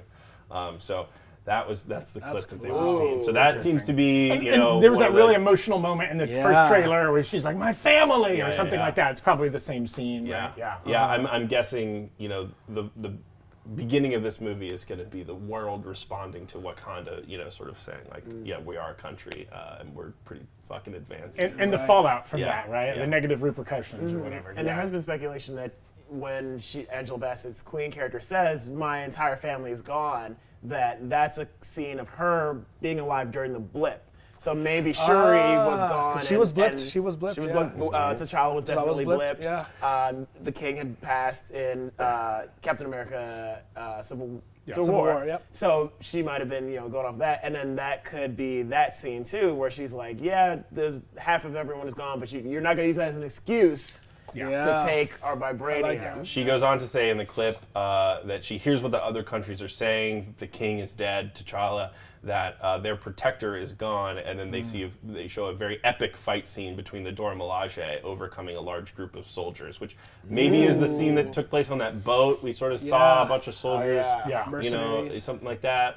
It's not obvious if they're representing a country, if these are mercenaries or hired soldiers or whatever. Yeah. Yeah. Oh, and Brandon, thank you. Brandon in our Slack says it's the Dora Milaje preventing a military team from stealing vibranium. Yeah. So what? The government trying to steal how could they? foreign resources? That's fantasy. We can't believe that. That's so now Ryan Coogler has introduced Letitia Wright, Winston Duke, Tenoch Huerta, and Angela Bassett. They're all on stage now. So we'll get a little bit of words from them. So then my speculation on, so you asked things we didn't see in the first Wakanda Forever trailer that we could see coming up. We saw Riri Williams and Shuri in the lab. Brief. And we saw her hammer out the Ironheart. So we haven't seen her in the suit fucking shit up. So I think she's definitely going to be put in action in this movie against Namor and the Atlanteans, fighting with the Dora Milaje. And maybe these soldiers. Maybe against these soldiers. Maybe she comes to the rescue maybe she does. Floating ship or whatever. And then also, I do have a theory, because one of the Black Panther Wakanda Forever posters that has come out is Angela Bassett, Lupita Nyong'o, and Letitia Wright Shuri all kind of doing this, and like the shadow of a Black Panther is behind the middle character. So what I think might happen in the movie is a kind of like handing off, like, here, your turn to be the Black Panther, and the three of them suit up. And Black that way, I mean, like theoretically, right? If you share the mantle of the Black Panther, you know, there's always going to be this protector of Wakanda, rather than, you know, leaving it up to one specific person. I like that. I hadn't thought of that, but that's great. Really well, cool. also, as you pointed out, I think that was such a great point that like some of these scenes might be set during the blip, right? And we know that like this film marks the end of Phase 4, and Phase 4 has been all about dealing with the repercussions of the blip. So like I think that's like a great point. If the Queen Ramonda is the only kind of like royal left, maybe she does have to don the outfit then. Maybe. Blip, you know, we reverse the blip. Shuri comes back now. She hasn't done it, and they're like, well, let's all do it. You know, they got a whole closet full of those suits, right? Like, we can have as many as we need to. That's really cool. I like that. I would love to see Shuri's sort of Iron Man 3 phase, where it was just like, I got too many suits. We need to blow these up in a big... call them out for everybody, Yeah, good point. So it sounds like all of those folks are now on stage. Tenoch Huerta says that it was a wonderful experience shooting on the film, and that the project is not just entertainment, it goes deeper than that, and I think we got a taste of that kind of storytelling from that first trailer. If it's half as deep as that trailer was, oh my God. I'm already getting goosebumps again just thinking about it. I saw Honk for Jesus last Sunday in the theater, and Wakanda Forever was one of the trailers, and woo, it's like everything to keep me from crying. And we've mostly been consuming this like on our computers or phones or whatever. Like to see, I mean, this film as part of a collective experience in a theater. Yeah, they're going to need to pass with people, out right? Like with our friends. Well, speak for yourself. I mostly attend dog theaters, but he buys out the whole theater for just himself. And the dogs. And the dogs. Lots of people doing bits in the chat about who's been spotted. At D23, somebody said Joe Biden's been spotted. Somebody said your mama's been spotted. John Cena. That's where she's been. Call me, Ma. Now, it's some of these could be legitimate, but they're all getting drowned out. Henry Cavill, but just from his neck down. Is the Shazam. He's got a goatee he can't shave for Just his mustache has arrived. That's floating around. Yeah. So now the question is, they started with Black Panther Wakanda Forever, which is coming out after a presumed Werewolf by Night, right? That's coming out in November. They didn't start with the thing that's coming out the soonest. Do you think that means they're going to go sort of in sequential order, and we'll get maybe a holiday special thing next, or maybe Secret Invasion next? Or do you think they're just kind of going movie, well, TV don't you think, it does feel like they go sequential, except if there's a bomb to drop. Right? Like, they're going to end with whatever they think is the biggest news that's going to really pop the crowd, that's going to get the internet boiling. So if that's a casting thing, if that's a new project announced, something like that. Maybe it's just like, kind of like I don't remember the order at Comic-Con, but, when Ryan Coogler was on stage and they had the musician kind of intro, and it's just like the biggest spectacle too, right? You don't want to follow the big musical segment, you know what I mean? That's tough to follow. It's hard to follow music. Yeah. And so maybe it could also be like whatever's going to have the most footage or the biggest trailer. That might be the last thing, right? Yeah. So now a bunch of actors from Black Panther Wakanda Forever on stage talking about Chadwick Boseman. Letitia Wright says, "I'm excited for my bro to look down on us and smile." And Angela Bassett says, "This is the calm before the amazing storm," and that both Coogler and Boseman showed them the way, which is really touching. Storm confirmed? Storm confirmed. Hey, what better place than Black Panther? I mean, she's in a lot of Black Panther comic story arcs. It's they're often romantically linked and yada yada yada. She was the queen of Wakanda at one point. Yeah. So I'm doing a joke there. Okay, I'm sure that's not what she meant. they are jumping around a little bit, but following a thread, Ironheart is up next. Okay. Yep. So we got to be seeing some footage of that because we know they're filming. They are showing footage in the audience right now. Cool. I don't know if we'll get to see it, but there is footage that they're showing. And so, we'll again, get another description for the uninitiated, we know the Riri Williams character, aka Ironheart, shows up in Wakanda Forever. She's in the trailer, and then she's getting her own Disney Plus series, Ironheart, late 2023. So not that far off. Almost exactly about a year from now. So this is clearly going to be a big character over the next 12 months. Absolutely. Can we show the Phase 5 graphic real fast? Let's see. I wouldn't be surprised too to see her show up in something like Thunderbolts. We don't know who's going to be kind of on the other side of that movie. Yeah, I've speculated as a Young Avenger, as a Thunderbolt, right? We know Armor Wars is going to probably fit in there somewhere, so that could be a place for her to show up. It's still being made, I don't know. Don Cheadle's just staring at his phone, just waiting for that phone call. Maybe called up. Put me in, Justice coach. for Rhodey. You want to do a summary of where we've been at so quick far? recap. Yeah. So again, we started with Lucasfilm. We got an announcement of, it had previously been announced, but Tales of the Jedi, a short animated shorts. Yep. Yeah, with some really cool young Dooku, Yaddle, all kinds of. It's a lot of Ahsoka's kind of origin and backstory leading into the Ahsoka live action series. We got our first kind of look at Skeleton Crew, the next Star Wars film, we think, directed by Spider-Man director John Watts, starring Jude Law and some kids. Got a little bit of Mandalorian. We got a Mandalorian season 3, our first trailer, which was awesome. A lot of Andor stuff, obviously, that's coming out in a few weeks. A little bit about the Ahsoka series that'll be coming out. That's the next series after Andor, but before Mando season 3, I think. Is that the correct order? No, sorry, it's after Mando season 3. Yeah, so kind of the next year plus for Star Wars. Then we jumped into Marvel. So far, not a lot of announcements. We've mostly been hanging out with the cast of Wakanda Forever. Yeah, and speaking of which, so it is confirmed the Ironheart trailer is exclusive for audiences at D23. Although again, we'll have descriptions of all this stuff after the panel wraps. Brandon Barrick, Tommy Bechtel, maybe Eric Voss, maybe Coy Jandreau will be here talking to us about that. But in the footage, Riri Williams says, I love this, I want to build something like him, referring to Tony Stark, obviously. And then she says, but, better. Hey, I love the ambition, right? You wouldn't say, I want to build something like him, but worse. A little bit worse. Keep things in perspective here. She's got that Tony Stark confidence. Anthony Ramos is now on stage. He's going to be playing the Hood in this series. That's rumors that maybe the Hood is sort of like an apprentice or working with Angela or Harkness. Oh, Agatha. Agatha Harkness. Okay. Yeah, because he has in the comics, he has kind of a magical cloak. Yeah. He's kind of a character connected more to dark magic. Kevin Feige sort of was like, hey, Ramos, your character a good guy or a bad guy? And Ramos said, hey, he's a little bit of both. So I'll be interested to see who he's working with. And he's in Ironheart? Yeah. As an essential antagonist. Yes, he's the villain in that. Kind of one of the only other castings we know about for Ironheart. Yeah, besides, I believe. I don't think they've announced. I'm hoping they announce some more castings. Or any of these shows, really. Yeah. Very cool. Well, that's a good point, John. I hadn't even thought about We're getting Ironheart late next year, followed by Agatha, House of Harkness almost immediately after that. So like, ooh, is he a little connective tissue between those two D23 series? And also, this is interesting from Brandon in our Slack channel.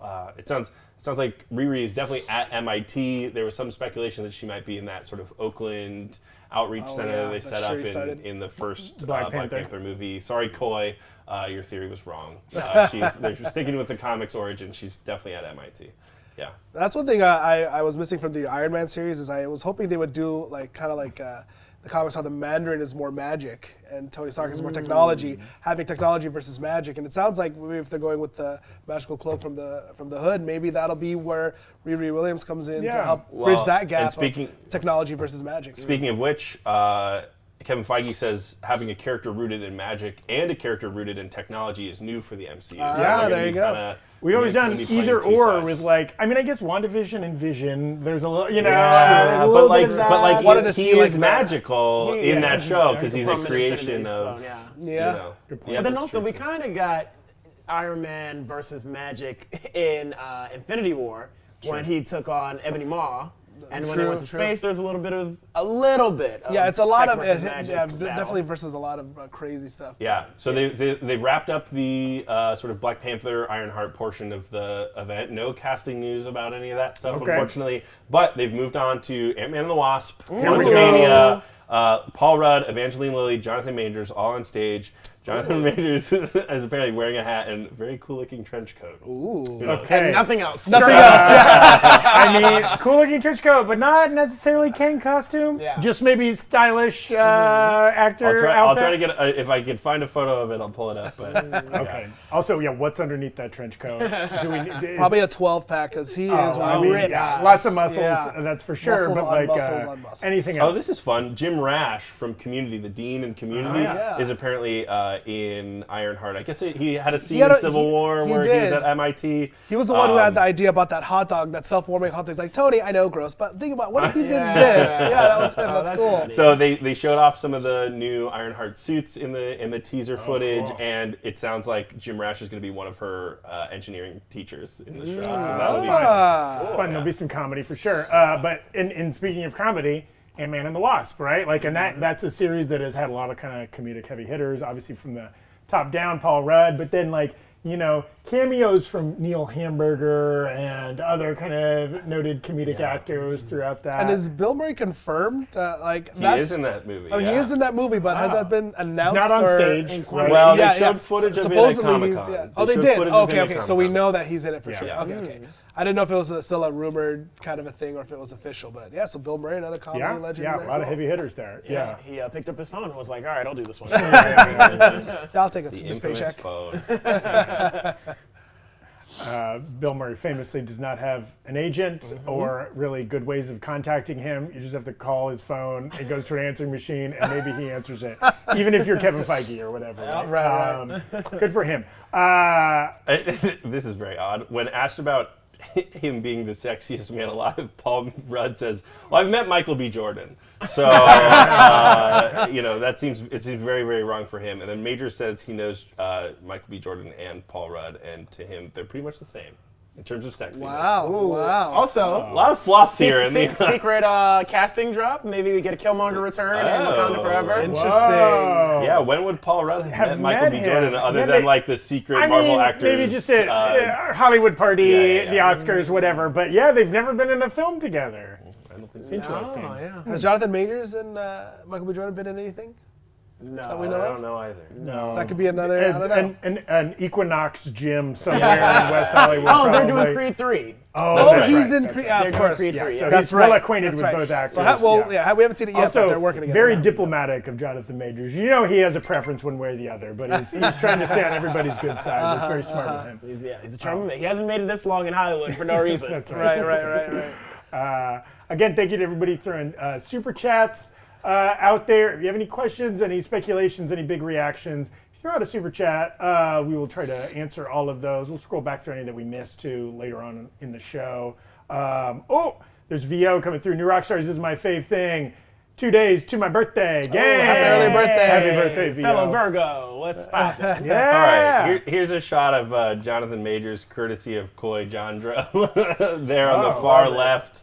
Wow. Hey, you know, That the is an blurriest outfit. photo I could have found, but I make a promise and I'm intended to keep it. I love it. Evangeline looks like the Lilly. Matrix. Evangeline Lilly's going full white. She's got white hair and a white suit. That's Matrix Resurrections Evangeline Lilly right Yeah, there. yeah. Wow. Okay. Cool. Yeah, both their outfits are statement looks for sure. I love the big pockets on Jonathan Majors' trench coat. What's he putting in those pockets?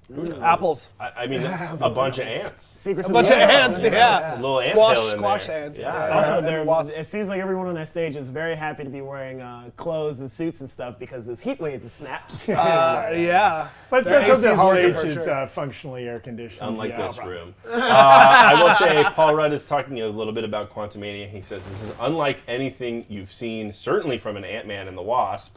And then he goes on to say Jonathan Majors is incredible and throws this whole thing into such new territory. And now they're getting another exclusive look. Okay. Sad Exclusive. at Ant-Man and the Wasp. We'll have our verbal descriptions of it here for you. I thought for sure we'd be getting an Ant-Man trailer for Yeah. everyone else too.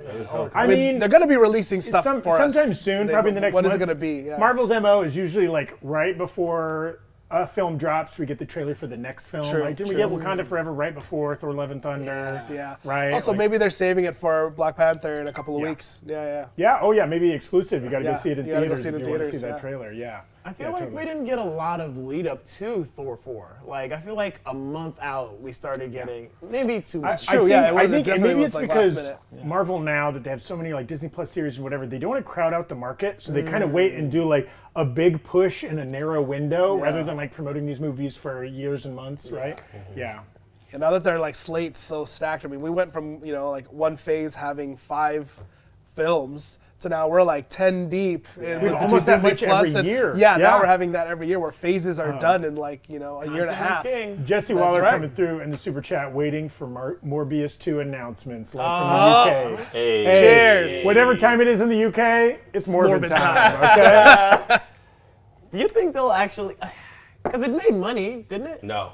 Oh, it didn't It make did not money. make a lot of Sony, money. bring it They back tried a to third re-release time. it into Bring it back- theaters, bring it so back a it third aids, time. and I'll go didn't watch do it. well. Sadly, it made a lot of my money. Not sadly. I had a great time with that movie. No, Yeah. we got to go and they invited new rock stars We to did, their that's right. own, and we got That's to, right. that was a lot of fun. And I love it. thanks a lot, I'd Sony. take Yeah. more Morbius movies. I'm Yeah, not that mad was at great. it. I will say, if they did a second Morbius movie, I would love it. We Oh, would all same. go in the theaters. Maybe it would surprise a lot of us, but even if it was of the same quality as that first Morbius movie, I would still have a blast because I would go into it with that expectation. Right. You know, Right. and it would And be a lot only of fun. surprise us. And you know what? This is mostly meme talk here, but like interesting thing. Yeah, what are we definitely not going to see today? Sony stuff. Right? Yes. We're probably not going to get an announcement about the next Spider-Man movie. No we are Craven. not going to see, probably not going to see anything about Madam Web, the Craven the Hunter film, Venom 3. El Muerte, the rest of yes, the yeah, Bad Bunny Into wrestling the Spider-Verse movie. 2 and 3, right? Like, probably not going to be getting any of that stuff today. Interestingly, Sony doesn't have their own D23 in which they can really roll this stuff out. They didn't do a lot at Comic-Con either, so hopefully at some point we start getting more news about all these different Sony Marvel properties. Did they announce Into the Spider-Verse 3? Yeah, so the It's Into a the Spider-Verse two-part. 2 is sort of Oh, a that's two-parter. right. Yeah, that's one right. of They those. announced it, but yeah, we haven't seen anything. From Yeah. And they pushed. And they part two. pushed it back. Right, yeah. right. Or the first part of yes. Right. Couple other great super chats here while we wait for more news to roll in. Do you think we'll get a cameo by the Night Stalkers in the Midnight Suns or another MCU property since Madison's last name is King? Ooh. I like where your brain's at, Math Melody. You're doing some 3D chess there. And and she did go to that demon dimension. Came back with a human heart in her Exactly. hand. Yeah. So they could be trying to connect these things in ways we don't even know. I've got, some people in the chat are saying this too, but Randall Park is going to be returning as Jimmy Woo in Ant-Man and the Wasp: Quantumania. Love to hear We it. had sort of heard, Jimmy Woo not part of that crew, but David Dashmillion said he wasn't coming back. T.I. said he wasn't coming back.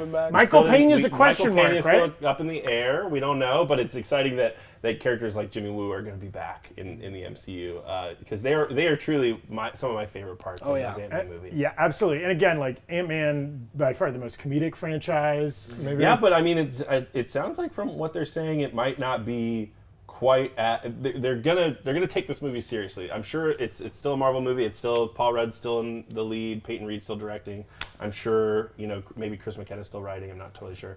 I'm sure there will still be laughs, but I think that this movie is really kicking off the Kang sort of dynasty, right? I don't think we should be expecting a She-Hulk level comedy. Right. It's got to be a little more serious. Sorry, John. I got way too excited Holy about that. shit. They're talking about Werewolf by Night. It was worth it. Oh my god, that was worth it. The film we thought would never happen. Finally confirmed. I love that. Holiday special. The shadow hanging over all of us. God damn. Is this thing happening? When will we see it? When is it getting released? Well, we'll get, as you'll know by John's head exploding when they announce anything, or if they show any footage. Well, I just saw here that it says it's going to be directed by Michael Giacchino, the composer, who's done all the most amazing. That has John Williams previously kind of he had given an Okay. interview in the past, and he was like, "Yeah, I'm excited about it," but he was really cagey. By the way, I do want to quickly describe some of the Quantumania footage. It sounds like it was the same footage from Comic-Con. Where we had Janet and we had Bill Murray kind of saying like, "Is that you, Janet?" So it seems like they know each other. But also there's some additional. There's an extended scene with Kang. He says something was taken from him and only Ant-Man can help steal it back. So the Kang is reaching out for help. And then Scott apparently says no deal, and maybe that's going to enrage Kang in some way or another. Anything about how Kang is dressed? I don't have anything about Kang being that's dressed. the outfit, the trench coat and the hat. That's straight from the movie. We don't know what Kang this is, right? The one Kang that we've met functionally died at the end of Loki season 1, and right? Brandon says the Kang and Ant-Man and the Wasp Quantumania is definitely not He Who Remains. Different characters. And everyone is describing him, Koye is describing him as really menacing, right? And he says, in the Comic-Con footage that we saw, he says like, "Oh, are you an Avenger? Have I killed you before?" Right, which is very different from the sort of like jumping on the desk He Who Remains that we got in that season of Loki. So at the end of Loki season 2, we also saw the statue of Jonathan Majors Kang there. That's not He Who Remains statue. That's a Kang statue. A Kang statue. So is that the same Kang even, or is that a different Kang even? And that's part of the TVA. Here's another description. We see Scott Lang having lunch with Jimmy Woo. We see Cassie showing her dad a machine that is sending a signal into the quantum realm. Reminder: Cassie in the Comic-Con footage was seen like getting out of jail. She was getting picked up by. And this is a recasty Cassie. Okay, this is not the same actress who's previously portrayed Cassie Lang. Yeah. And then Janet tells her to turn off that machine that's sending the signal into the quantum realm. But the machine sucks the whole family into the quantum realm. Feels a little Ghostbusters-y. Or a little Honey I Shrunk. I was going to say the Honey I Micro Shrunk. I Shrunk the Family. They show Bill Murray. They see Kang telling Scott Lang, "You're an Avenger. Have I killed you before?" All that Comic-Con stuff that we had heard before. And then he says, they all blur together after a while, is what Kang says.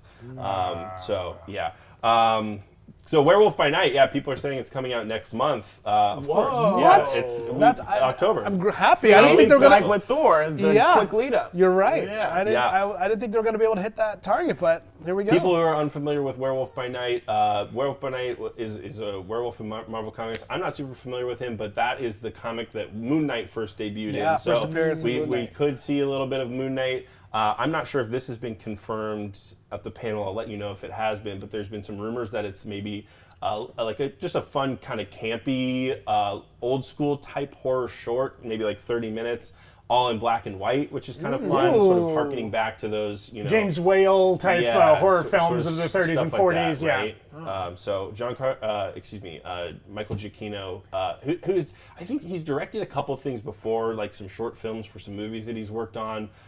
So they're sort of giving him. But no casting as of yet for Werewolf by Night. I've got Gail Garcia Bernal is going to be in it, and Laura Donnelly, two people I'm unfamiliar with. Gail Garcia Bernal has done a lot of stuff. I believe, is he the guy Mozart in the Jungle? Is that him? And Traffic? But he was in the other movie. Oh, he's in Y Tu Mamá También, which is a movie I love. With Diego. Old, Coco. Yeah. Oh, great. He wasn't old. Yeah, that's right. Yeah, I don't know. Yeah, that's him. He's worked a bunch. So is he the werewolf? We don't know. I would bet. Maybe. Okay. Interesting. Oh, yeah. Only by night. IMDb is saying he's playing Werewolf by Night. Jack Russell. Yeah. Noted authority, IMDb. Okay, great. Jack Russell is the name of the character? Yeah. Yes. Are we sure it's not Terrier by now? Yeah, exactly. They're showing a clip now.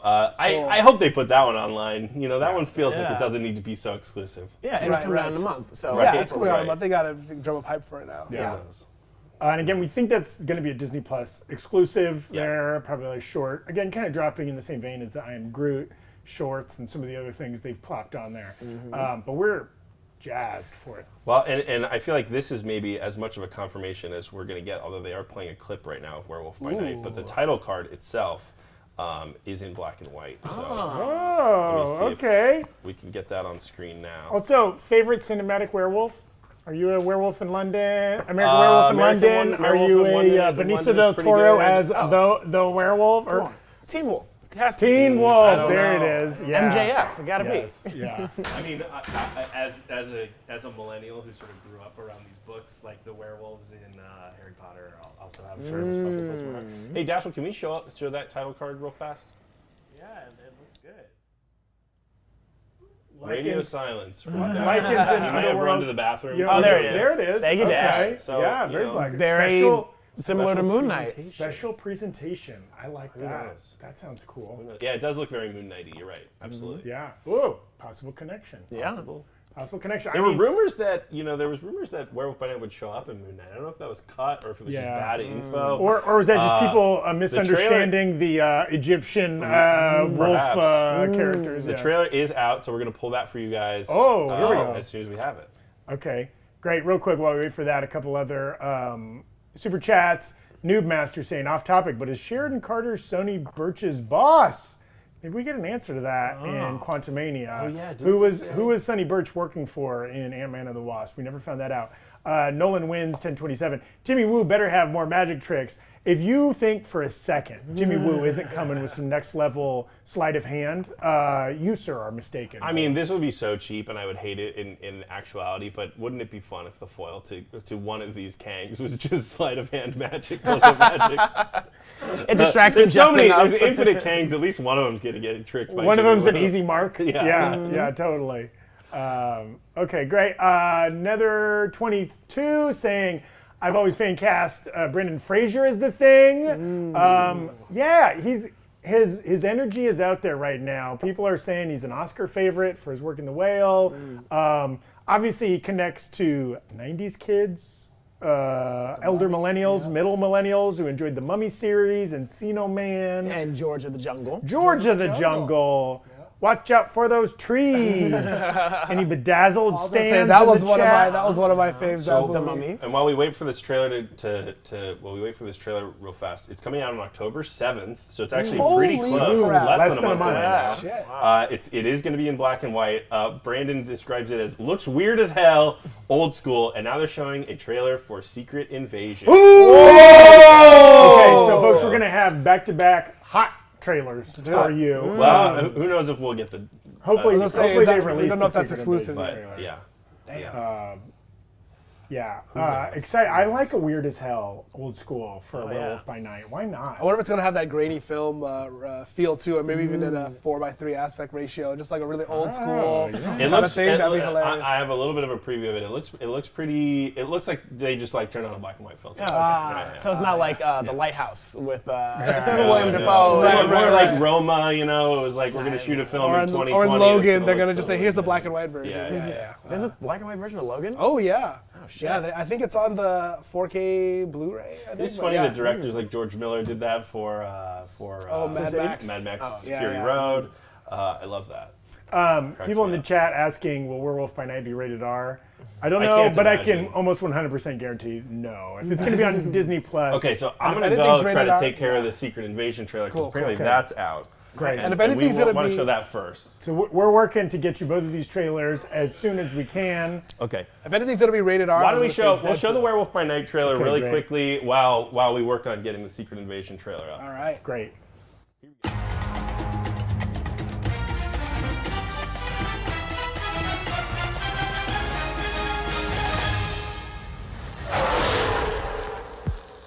This Halloween, you can't escape the shock, the terror of Werewolf by Night.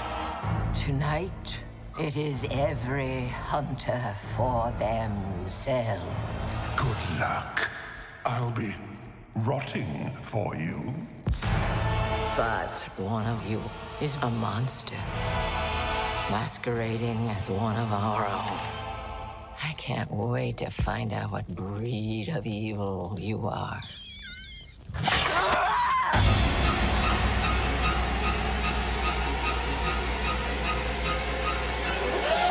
You'll wanna see this, darling.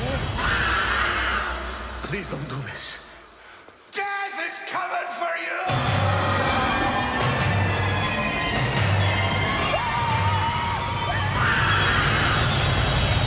Werewolf by Night.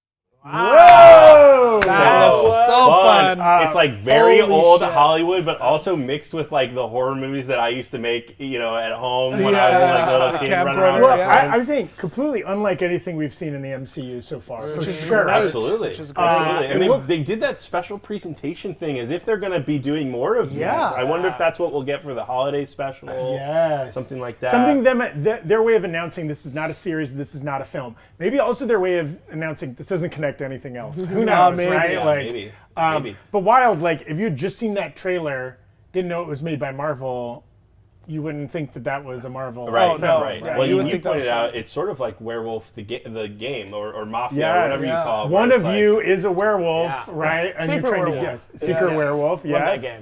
game. Yeah, great. Also, so hinted at in that trailer that Gabriel Garcia Bernal is the werewolf, but also we see him getting grabbed. Maybe that's him getting kind of first bitten. And there were other creature type people Yeah, maybe in there's that other trailer. I monsters, wouldn't be creatures of the surprised night. if it was just like rich people got a bunch of ghouls and ghosts together and were like, Yeah, there's some like Squid Game element there. There's a little The Most Dangerous Game. Somebody's saying, did I see Jessica Jones?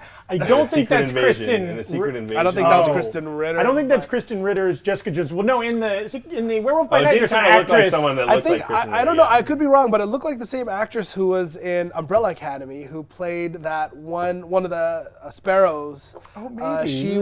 She was the one next to her, the melted Is face that kind of the- brother. would I you say forgot that. Lauren Oh, the one who Donnelly spits. was The one who the- spits. It looked like it might have been yeah. her, but I don't know. It did look like Kristen Ritter, but I don't Okay. think it would be her. And I think they're saving.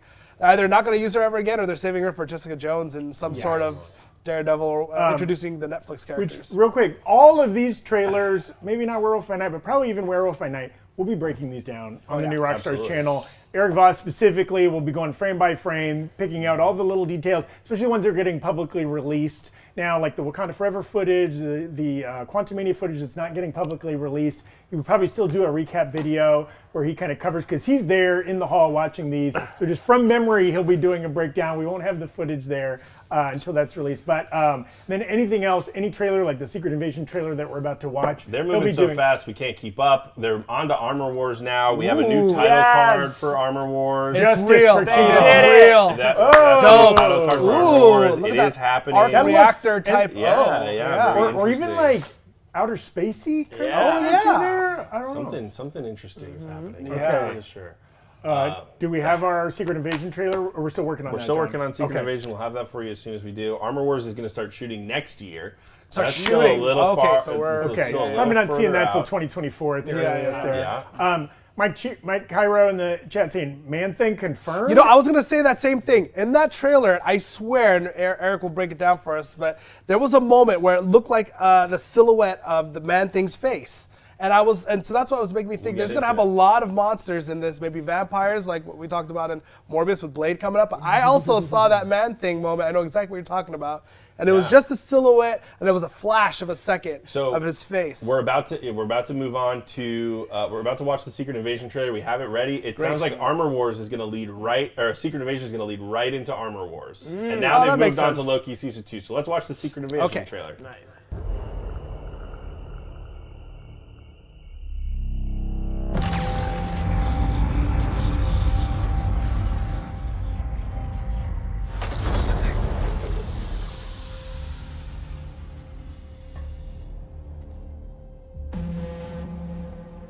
For years, you've been avoiding Earth.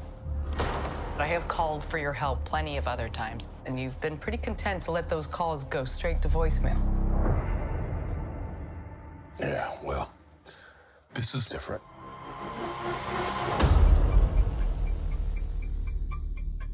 How much do you know about your security detail? What do you mean, how much do I know about him?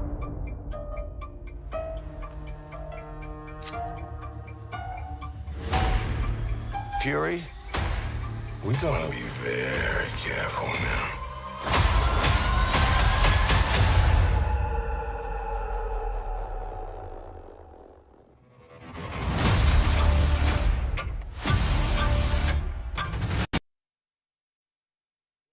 Early because the stream was gonna get taken down. If you want to finish the rest of the trailer, it's out now on YouTube and Twitter. This is the same footage that they showed at Comic-Con. It looks pretty. Looks so fun. cool. Looks pretty yeah, darn and again, we will fun. have a full reaction and breakdown on the channel. Just what we were able to see before our evil overlords at Google and Disney threatened our lives.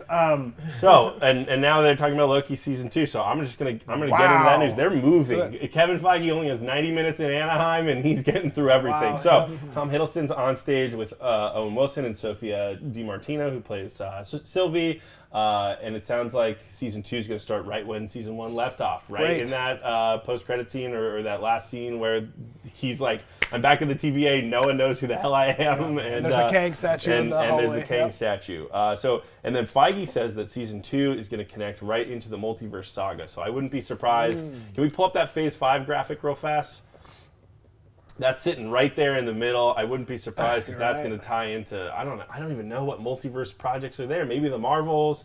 Who knows what those other projects are going to be multiversal. Maybe Deadpool 3. Maybe Agatha. Agatha has a hard hands. Yeah. Yeah, absolutely. And they're showing a little first look of Loki season 2. That I bet we're not going to get online. But we'll describe that to you as soon as we can. Real quick, circling back to that Secret Invasion. The vibe on this, right? Like very spy thriller, like Winter tense Soldier, espionage, right? If you're a fan of like, Tinker Tailor, Soldier Spy, or like films like that, all those kind of British, very, Days of the Condor right. and all that kind of stuff, like that. has that energy. Even the music, Yeah, and just a stacked cast Absolutely. of grown folk actors. You know what I hated about that trailer? I still don't know who the Skrulls are. I mean, obviously they're not going to reveal it in the trailer, but damn, I wanted a couple. Interesting, one of the last shots we saw before we had to cut out was Ben Mendelsohn's character confronting that guy, and then there's 5 other, maybe, copies of him? Is this a multiple man type situation? Or maybe they're all Skrulls pretending to be the same character, right? One thing that's interesting is we saw Rhodey in that, and he's been long rumored to be a Skrull. Security detail? Yeah, what do you mean? Or maybe it's team. Well, we think it's Rhodey. Yeah, absolutely. We don't know if that's really Rhodey. That was one of the things. It was really fun in Captain Marvel to get the twist that the Skrulls were good and not evil. Yeah. But I was definitely missing having them be some big bads, coming out. So to see that we might be actually officially getting that. Maybe it's a different sect of Skrulls or whatever. Well, and Skrulls contain multitudes, right? Yeah, We're probably going to get some good Skrull, bad Skrull action. Oh, right? yeah. Skrull, maybe. Yeah. It sounds like, and I'm sorry if I'm pronouncing this name incorrectly, Ke-Huy Quan, who was in, in Everything Everywhere All at Once. Oh, yeah. Temple of Doom. And Temple of Doom and Goonies and all that kind of thing. He's going to be in Loki season 2. Oh, he is? Yeah, that's so great. That'll be fun. Glad to see him getting more roles lately. Super fun. He's the best. Yeah, gonna be a blast. That's awesome. But back to Secret Invasion. Love that look on Nick Fury. Oh, He's been growing the beard out up in space. We got the tease of the Funko Pop the other day, and we were like, "This is fun." And oh man, it looks so good. And just interesting too. I mean, obviously it's going to be dealing with outer space, Skrulls, whatever. But I love that we're just seeing people with guns back in the MCU. Yes. You know what I mean? You want to know what they're moving on to next? What are they moving on to?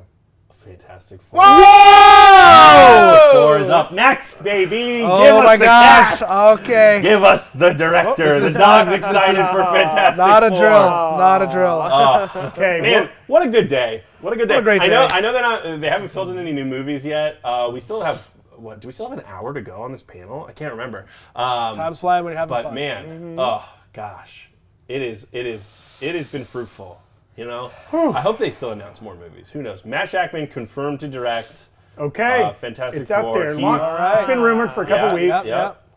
So he's coming on from WandaVision. He directed all those episodes. Obviously, we saw some really cool sort of Fantastic Four-esque looks when Photon was sort of going through her transformation. That sort of felt like the right kind of tone and world that they would be doing. People in the chat are saying, Krasinski, I don't trust the chat at this point. I'm waiting for my We'll wait till stuff. we see some of our in-house connections there. Again, we've got... It sounds like they're moving on to Echo. No! We only got news- director, no not casting. A lot of news on that. Oh, and they're showing a video with captions for Echo. Of course, she's deaf hearing in impaired. the- Yeah. So that's pretty interesting. Oh, very cool. Wow. Shackman does not come up on stage. No, they say nothing for him to talk about, and they move on.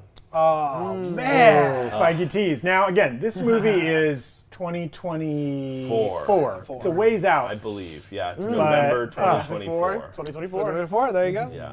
So we have So some it makes time. sense that they It's don't not have anything to quite talk cast about yet. really, Yeah, but yeah. we're hoping for some casting. But that, you know, they could still have people come out at the end like That's Herschel true, they Ali. could blade us. Maybe, they could totally blade us. Yeah, I like circle that. back. And so real quick, as John kind of mentioned, no new projects mentions other than Werewolf by Night, which they were we just sort of sitting already know on, about. right? Like they were sneaking that one right under our noses. the Armor whole time. Wars had previously been announced, but this is sort of the first time they talked about it again. And now, did we get it confirmed like where I it's don't slotted? see a date or anything like that for Armor Wars, other than the fact that Secret Invasion is going to lead into Armor Wars, and that it's shooting which is next interesting. Is like Secret Invasion is kind of like a backdoor season 2, or Armor Wars is a backdoor season maybe 2 something for like that. Secret Invasion, right? And Rhodey's in Ironheart, both, right? Both of those shows could kind of lead into.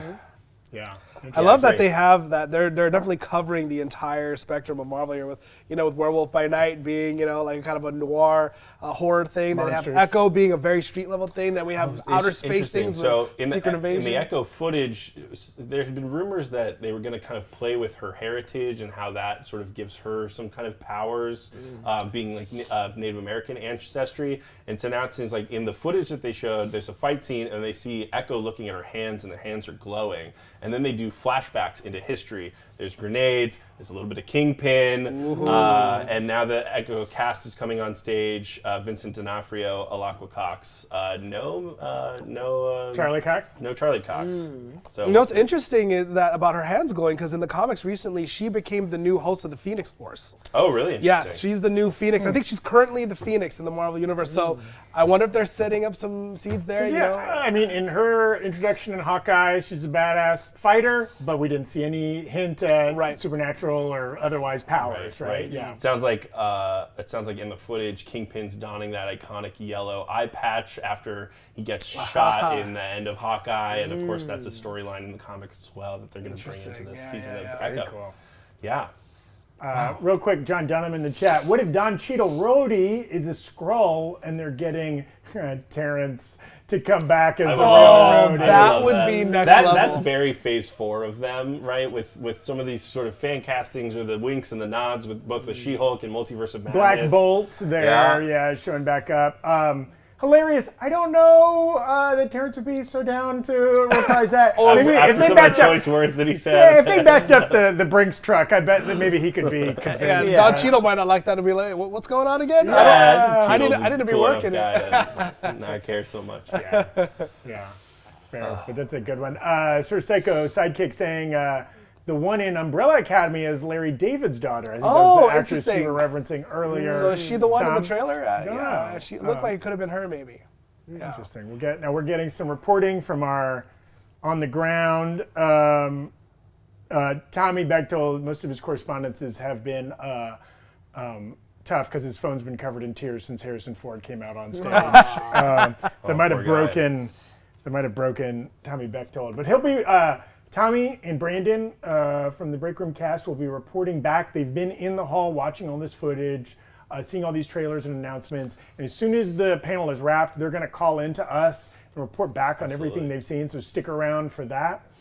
Yeah, it sounds like they're showing some footage from we already sort of talked about that. All the Loki stuff. The actor from Everything Everywhere All at Once is playing sort of like an archivist at the TVA. So a little bit of like probably the role that Eugene Cordero was kind of. Yes, but I was gonna say from Everything Everywhere All at Once that Jamie Lee Curtis played would be fun to see. Tax person or something. Yeah. Something similar to that. That's great. Let's see. Cody Lightning, one of the actors in Echo, says learning ASL was rewarding and that he plans to continue to learn. Alakwa Cox was on stage signing that this was only the second role that she'd ever had. I thought she was great in Hawkeye. Oh, yeah. And so some of the other casts are talking about, it sounds like the whole cast sort of did a lot of research and a lot of learning ASL for this show, because I imagine there's going to be a group of people that are just signing to each other, and we're going to get a lot of that. Similar to, like, I think there was an episode of Master of None where a lot of that episode was just all signed and with subtitles. So I think that'll be a really cool. Only Murders in the Building had a similar episode built around a deaf character. Really fun, interesting ways to try to tell stories in different ways that I'm excited to see. It's going to be really cool. Yeah, and again, this is a corner of the MCU people are not as familiar with. We know Kingpin and kind of that whole Daredevil world, but like it's gonna be really fun to explore in that like it's not predetermined how this story is gonna go and who else might show up and what other kind of characters develop. The filmmakers here involved have a lot of freedom to kind of tell this story. And the deeper that we go into the Marvel roster now, being 10 years out from Avengers 1, we're seeing all these characters that, are new and that we don't really know what their future holds. Like when they're getting their own shows now, Ironheart, Miss Marvel, America Chavez. We're seeing all these people come out where, we're not going to be able to rely on the comics anymore in terms of being for a roadmap of where we're going to be. Echo, potential Thunderbolt. Oh, you gotta think, right? That would be that would be she definitely is on that edge. Do we see Julia Louis-Dreyfus roll in at the end of this series, being like, "I'm putting together a squad"? I want Julia Louis-Dreyfus. Maybe that's the casting that they'll announce. All of the Thunderbolts lineup. Maybe that's what we'll get at this panel. Who knows? Again, that's the next team-up movie, right? That we're getting kind of at the tail end of this upcoming Phase 5, right? Middle of 2024 is the Thunderbolts film. Yeah, so like presumably they're going to be setting that up in a lot of these. It's not going to come out of nowhere. Chat's playing tricks on us. They're talking about a World War Hulk film. That would be fun. Talking about Deadpool 3 being called Maximum Effort, which is a quote from the first Deadpool movie, but also Ryan Reynolds' sort of production company. That would be fun. Also, I got to tell you, these Mandatory Fun mugs might look nice next to a Maximum Effort mug. Yeah. They don't look nice at all. Folks, again, don't buy that mug. Buy this mug that says Morbid Time at newrockstarsmerch.com. There's a bit of a competition. Whichever mug sells better by the end of tomorrow will become the official Breakroom mug. Buy a damn Morbid Time mug. It's the funniest thing I've ever seen in my entire life. And if it doesn't win, it's going to go away. It's got a clock on it, but all the numbers have fallen off because whatever time it is, it's Morbid time. Yeah, that's right. It's done in the graphic style of the opening credit sequence of Morbid. Morbius. I've said this a couple times, but like 22 will be remembered for good things and bad. But the meme that will survive, that will bury us all, Morbid Time. Morbid Time. True. Morbid Time's eternal. Comes for us. And there's also lots of great other merch at newrockstarsmerch.com. Get your Hi, I'm Eric Voss shirt. Get our cool new latest obsession shirts that are built around House of the Dragon and She-Hulk. We kind of have a limited edition shirt that comes out for any like big series we're excited about. We'll have a cool one for Andor releasing in the very near future. And of course, there'll be a Wakanda Forever and every big Marvel Star Wars property that's coming out in the future. Don't trust anyone in the chat. The Echo cast and crew is still on stage. Vincent D'Onofrio said, "It's a great cast. I was so impressed by all of these people. They're just amazingly talented." He also said to bring Fisk and Maya back together was an absolute thrill. And now Feige's on stage leading the audience in a little ASL applause for the cast. It seems like they're going to exit. Okay, and then it'll be interesting to see what comes up next. Now, we've gotten, of the Disney Plus series that are starting next year, Secret Invasion, got that. Echo, got that. Loki season 2. Oh, you know what? Sorry? Agatha, House of Harkness? Well, no, it sounds like D'Onofrio won't leave the stage. Wants to talk about Daredevil. Oh, let's go! Born again! Okay. So Daredevil's up next. Oh, please. Nice. Well, at first when you said Charlie Cox is out on stage now. Won't leave the stage. I was a little worried. I was like, is D'Onofrio making a scene? Charlie Cox is now on stage. It's too bad he's not in full costume. That would have been my pick for person. That would have been a good one. Costume? Like Juan Carlos Esposito, Vincent D'Onofrio loves the Kingpin character, loves talking about it, loves being on in it. Twitter. Yes.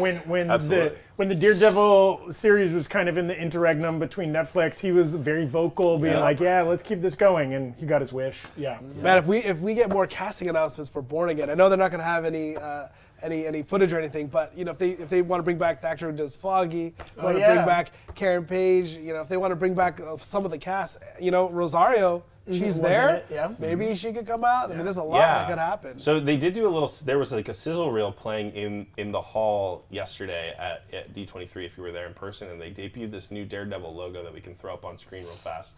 So you get the classic DD. So good. Maybe that's going to appear on the new suit. Not totally sure. But that's very exciting. It sounds like they're going to start shooting next year, so obviously we're not going to get any footage or anything like that. It's so interesting looking at even like the released photos of Daredevil and his new suit. Granted, it's a yellow and red one, but if you look closely, it's the same design as a Netflix show. The exact same, just with a different color scheme and maybe with a DD added. So they're probably picking and choosing the best parts of the Netflix Born heroes. Again, baby. Exactly. Well, that's a comic run, right? Yeah. It is. Yeah. So it sounds like they're not showing Daredevil footage, obviously, because they haven't shot anything, but they are giving folks at D23 a little bit of a look at Daredevil in She-Hulk. So we still haven't seen any Daredevil episodes of She-Hulk yet. There's some rumors that that's not coming until a little bit later in the season. I want every episode to have a Daredevil in it. But it sounds like they're getting a little bit of that treat now. Nice. And of course, we'll describe all this footage for you in a second. It'd be cool if, since they put the DD in the logo for Daredevil Born Again, there's some multiverse madness happening, and we get an appearance from Batfleck. Batfleck. Wow. And the OG. Darefleck. They can do it, man. They can do it. He'll wrap, Flash whenever that comes out, because he's probably Batfleck in that. And then Aquaman 2. Aquaman 2. Yeah. So they're showing some stuff that we had. There was a clip. The mid-season trailer for She-Hulk came out yesterday. Showed a little bit of Matt Murdock. This they're showing a little bit of Daredevil. He's in his yellow and red outfit. He says goons and henchmen are completely different animals. I don't know. I guess there's a differentiation between a goon and a henchman. I'm not sure. But also it says looks like there's some chemistry between Daredevil and She-Hulk, which I'm going to read into and say different from the chemistry between Matt and Jen. Right. So it does seem like who knows. That's a fun. As I think it was you yesterday that pointed that out. Tom, it's a little bit of Batman Returns, right? Yeah. Where both the Bruce Wayne and the Selena Kyle characters are vibing, while the Batman alter and egos the are vibing. Yes. Catwoman characters are also vibing. Yeah. Very cool. Yeah, we're excited for the rest of She-Hulk. We've been covering that here. Jessica Clemens, cast member of the Breakroom, has been breaking all those episodes down on the new Rockstar channel. Doing a fantastic job. Doing an awesome job. Check out the breakdown of episode 4 that's out a couple days ago. It's great. And again, we'll be breaking down all of those for the rest of the season. Very cool. A couple, folks saying all kinds of fun stuff in the chat. I want to shout out Sundari419, Randall Park, also as Reed Richards. Hey. That would get a little complicated. Well, Randall Park was John Krasinski in The Office, so that's what I think he's doing a joke on that. So good reference. So it'll still be John Krasinski, is what you're saying, yes. right? Yeah. I got you. Graveyard Depraved Gord, our friend who's often here in the chat. Even with my cold heart, Zaddy, I'm glad you are okay. For reference, yesterday on the show, Tommy Bechtel and I ate the One Chip Challenge. Lady of the Trap style, I might add. Lady in the Trap. We started at opposite ends of the chip and met in the middle. And both of us will never be the same. No. Okay. Yeah, a lot of people are concerned about you in the chat. They're glad to see that you're alive and running. Yeah. You guys, if you haven't seen it, you need to check it out. Tim Blake Nelson coming back as the leader. Yes! For Captain America: New World Order. Whoa! Maybe we'll see him in She-Hulk a little bit, but definitely coming back for Captain America: New World Order. And again, Tim Blake Nelson, great actor. Oh Brother, Where Art Thou? A million other great projects. Watchmen. Bound to Buster Scrubs. But he was first appeared in the Ed Norton Hulk. Right, he's the guy that had the weird goo get dripped on his head and his head started to grow. It was the Hulk blood. So when they had Jennifer Walters get the blood in her too, they're tying that same thing where if the Hulk's blood gets into you, there's going to be problems if you survive. Sounds like the director is now on stage with Anthony Mackie, and they're sort of discussing this movie and calling it a thriller, which is maybe similar to Captain America: Winter Soldier, which would be a lot of fun. That's I think a lot of people's favorite or right up there in top 5 MCU. Oh, for sure. And let's get into more fishing boat economics. Okay, that was not kidding. I really enjoyed that subplot. I would like to know what does the engine repair cost down? Yeah. Okay, what does does the the insurance diesel look like? Yeah, what are the diesel prices doing to his operation down there in Louisiana? But no, we're excited for that New World Order film and who's potential antagonists in that? A crawdad. Well, the leader, a crawdad, exactly. Swamp Crotch. So along with the new Daredevil title card that they showed yesterday, we also have a new Captain America New World Order title card, which we can flash up there. Fans of the Breakroom got to see these yesterday. Kind of mixing the Falcon and the Captain America logos together. That's great. That's really great. Looks really cool. Very cool. Yeah. And also the color scheme of the costume that he had in the final episode, right? Yeah. Also, in the comics, he has a new shield, and it's a similar color scheme too. And if I wonder if they're gonna bring that in, maybe because it give Sam Wilson his own type of shield as opposed to one passed down by Steve. That'd be really cool. Yeah. So the leader is going to be the villain in Captain America 4. That's interesting. Interestingly enough, going to be in there. Interestingly enough, Carl Lumley is going to come back as Isaiah Bradley in Captain America New World Order. He was one of the best parts. He was so good. We loved him in that. We wanted more for him. Yeah. Yes. We saw him stick one thing into a wall, but no other display of his superhuman Does this strength. mean we might get a little Elijah Bradley? A little Eli Bradley. Oh, I'm sure we might get It'll be a lot of fun. Long rumored as a potential young Avenger himself. Yeah. I hope they have some flashbacks with the DH Lumley going in there being. Oh, man, maybe that's how you cool. get Chris Evans back. Oh yeah. He would have been a nice. Never mind. Yeah, I see. Timeline doesn't work out. Also, Tom constantly standing for de-aging here. I'm a big fan because I want to use it myself. Wonderful. Yeah, one of these days soon. I already lost my hair, guys. I need to de-age the rest of me as quickly as possible. So let's get on that. You can just explore wigs, Tom. You don't have to de-age yourself. I don't think. No, I don't want a wind to blow it away. But there's a way to glue it onto my head. I'll do that. Wind to blow it away. Yeah, the wind would blow my wig right off on a really breezy day. You never know. Max Savage saying Russo brothers as New World Order directors. No, I think there is another confirmed director. Is it the same director? His name is Julius Ona. Who, okay. I can't remember. We had reported on this a while ago. He hadn't directed. What was that, Dash? He did the Cloverfield Paradox. Cool. Dash is saying that's what he directed. Well loved. Danny Ramirez is also going to be coming back. If you Falcon remember, Jr. he was Falcon Jr. from that show. And you can keep these wings. Asking if it's true that Captain America or at the time is on the moon. Yeah. That's fun. That's fun casting. Oh yeah, that's shaping up to be a really cool movie. But I thought the director or the showrunner from the Captain America Falcon Winter Soldier was going to be doing Cap 4, but Malcolm Spellman. Yeah, Malcolm Spellman. Thank you. I think he's writing. He's a part of the Tim Blake Nelson is back. He's on stage and he's talking about being the leader. He says, "I'm delighted. Marvel's a part of cinema history, and that I get to be a part of that is an absolute honor." Tim Blake Nelson, if you're not super familiar with him, but you are a comic book fan, he was in most recently the Watchmen series. Yes. Playing that silver mask. Mirror or whatever his name was. Yeah, Mirrorball, I think. Yeah, was that his name or something like that? Also, I mean, he played Buster Scruggs in Ballad of Buster Scruggs on Netflix. He was along with John Turturro and George Clooney. Was the three guys in Oh Brother Where Art Thou? He's an actor's actor. Yeah, he's very good. We are moving on to Thunderbolts. Okay. No problem. Interesting. Ghost returning from Ant-Man and the Wasp. To be in the Thunderbolts. I had seen that rumor. As well as Red Guardian, which is going to be a lot of fun. Red Guardian is back.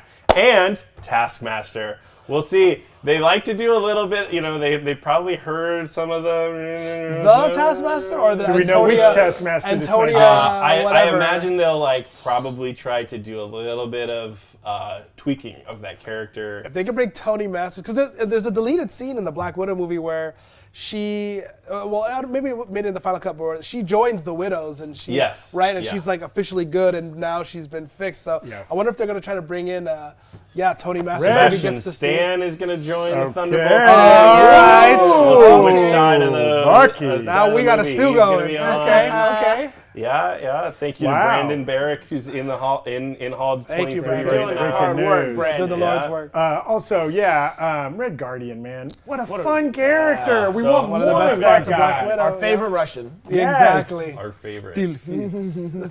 Rest in peace, Natasha. You got moved down in the ranks when you died. Okay, sorry about that. Julia Louis-Dreyfus, of course, is on stage as well. Florence Pugh sent in a little video. I was going to say, is she going to be in the it? Thunderbolts? She and Red Guardian. Okay. Florence Pugh probably, has to take a few more showers after she probably got some spittle on her backlash. Venice is a hard place. I do like Florence Pugh promoting Thunderbolts harder than she's promoting. Don't worry, darling. Love it. To backtrack to New World Order, Feige says New World Order takes place in a world without Avengers. But there's another group out there, and that's when they tee up the Thunderbolts. So maybe we'll get a little bit of Thunderbolts in New World Order. But I imagine this Captain America film will be sort of setting up Phase 6 and how we get more Avengers or young Avengers or new Avengers or whatever. And we've been fan casting the lineup for Thunderbolts for years, right? Even before the film was announced.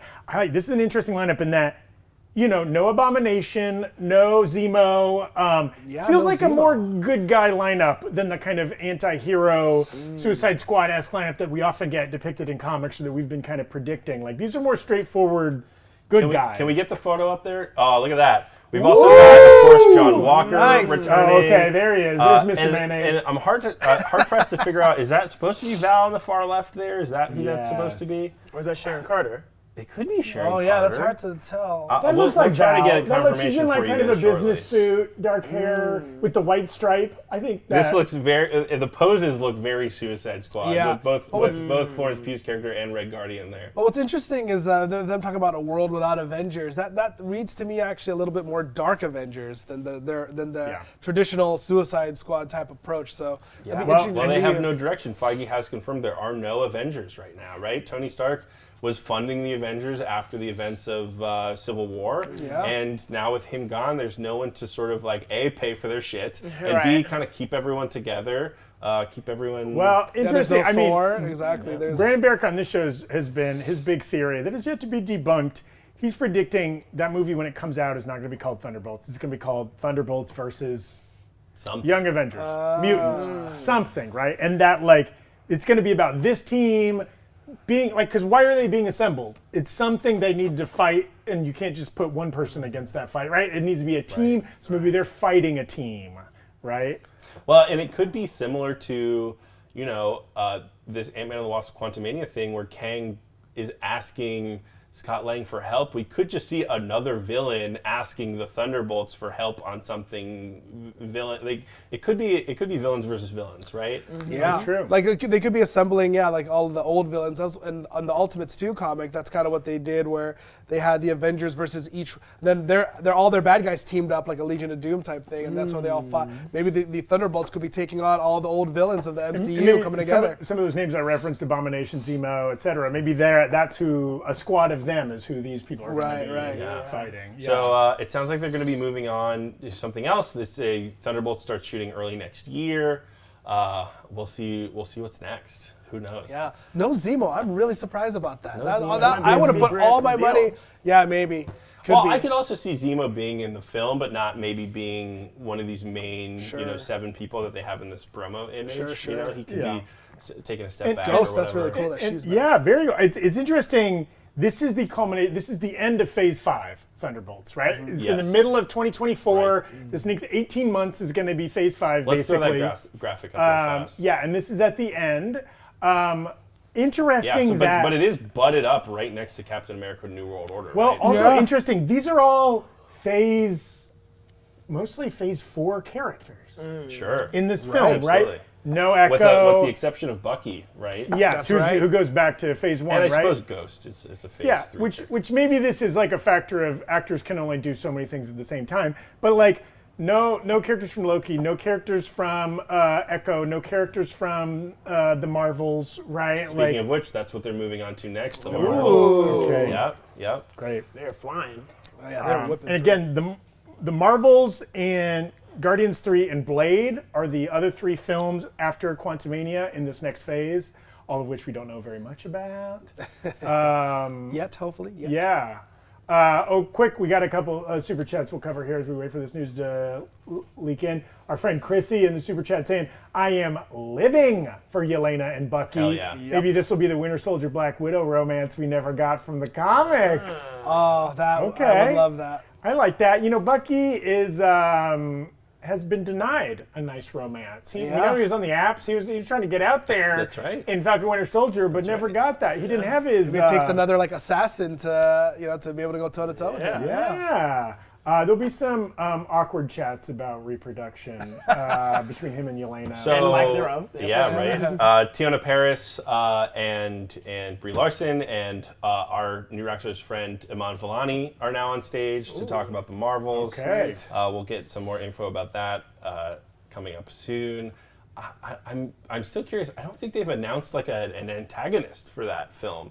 We think it's probably having to do with a Kree Skrull war or something similar to that, but and maybe we'll learn more about that after we see Secret Invasion. But no real. So villain. far, just a Freaky Friday setup. Yeah, something like that. Yeah. What if they're setting up somebody we haven't seen yet that's coming down the pipeline, kind of like a Kang situation where they're setting up someone new from deep space, obviously, that's coming through. What if it truly is Freaky Friday and Brie Larson just has to go to high school? Let's do it. Though she doesn't look like the Ms. Marvel character, so that would be extra strange. But yeah, excited. We don't know any beyond those characters. That's really all we know about that film, and it's not far out. It's that's the third movie we're getting in this next phase next year. Right. About this time next year. After Quantumania, after Guardians 3. July 2023, we're getting the Marvel. Yeah. And it's interesting, speaking of Guardians of the Galaxy Volume 3, James Gunn tweeted that he wasn't going to be at D23 this year. He's working on Guardians of the Galaxy Volume 3 in the editing room. We'll see if they make any announcements about it or show some footage, but I wouldn't be surprised if they kind of keep the lid shut on that one. Sure, it is the next movie after Quantumania, right? We're getting this May of next year, so less than 12 months away. But we've been talking about, they're trying. It's a little different story with the D20 or the Disney Plus shows that they kind of want to promote and get excitement about.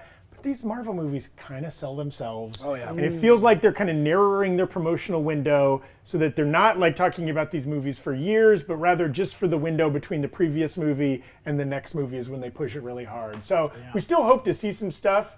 We got a fun look at the High Evolutionary and. Wait, is Holiday Special this Christmas? No, it's next Christmas, or it's this one. This Christmas. So that might be the first Guardians thing we actually really see, because that's coming up really quick. And James Gunn sort of referred to that as the epilogue of Phase 4. So it seems like it'll maybe still have some Phase 4 stuff happening rather than kicking off Phase 5. Yeah. Maybe there's going to be a whole bunch of moments in that where they're going to be in the middle of something and be like, where's Groot? And he's going to be having all those adventures. And I am Groot. They're going to tie those in. Lots of people in the chat speculating on how Zemo might still be in the Thunderbolts. Yeah. And that's true. They might not have announced all the Thunderbolts. Yeah. Maybe he's an antagonist. Maybe they're fighting Zemo. Maybe somebody speculated, I saw they're trying to break him out of jail. That would be an interesting twist. Or he's hiding out on the middle of a dance floor, just cutting it up, and they find him there. He's day 406 into his crazy Molly trip. Daniel Bruhl is in that Benedict Wong category of he seems game to show up whenever they call, right? He likes playing that character, and he's a fun fit. So maybe it was a scheduling issue if he's shooting or filming something else, because they have so many A-listers in all these projects. They're gonna have to have conflicts here and there, and maybe he was one of them, because Zemo not being in the Thunderbolts, that could be a big surprise. He's gonna be in there. He's gonna pop up. Sure, and Wongers. Wongers, yep, exactly. Quick recap as we head into the deep into the third hour of our broadcast here. We've gotten a lot of news, a lot of trailers, a lot of footage, some of which has been released publicly. Anything that hasn't been released publicly, we will get on the phone as soon as the panel's over with our members of our cast that are there live, Brandon Barrick, Tommy Bechtel, and Eric Voss, and they're going to recap some stuff for us, anything that we didn't verbally already recap. But we started out with Lucasfilm. We got some Willow trailers, and then we got first footage from Tales of the Jedi, an animated 6-part series that's going to be coming out soon. It kind of sets up the Ahsoka series, which we also got a little bit about. We got our first trailer for Mandalorian Season 3. Yep. We got our first glimpse at Skeleton Crew, the first Star Wars film since Last Jedi that's coming up sometime Rise of soon. Skywalker, yeah. Rise of Skywalker, sorry. Yes. Great. Oh, Yeah, John? no, just New news? some more Marvel stuff. Nia DaCosta says she's pitched Kevin Feige about 17 movies. So it's exciting that she's getting her first stab with the Marvels. And it sounds like Goose is back.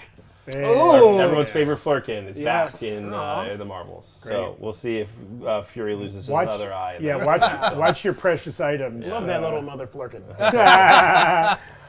Then we transitioned into Marvel, and we've gotten a lot of Marvel news that we've gotten through, right? We got a full trailer for Secret Invasion, only some of which we could play before getting our stream taken down by the copyright overlords. But we'll be doing a full breakdown of that on the new Rockstar's channel ASAP.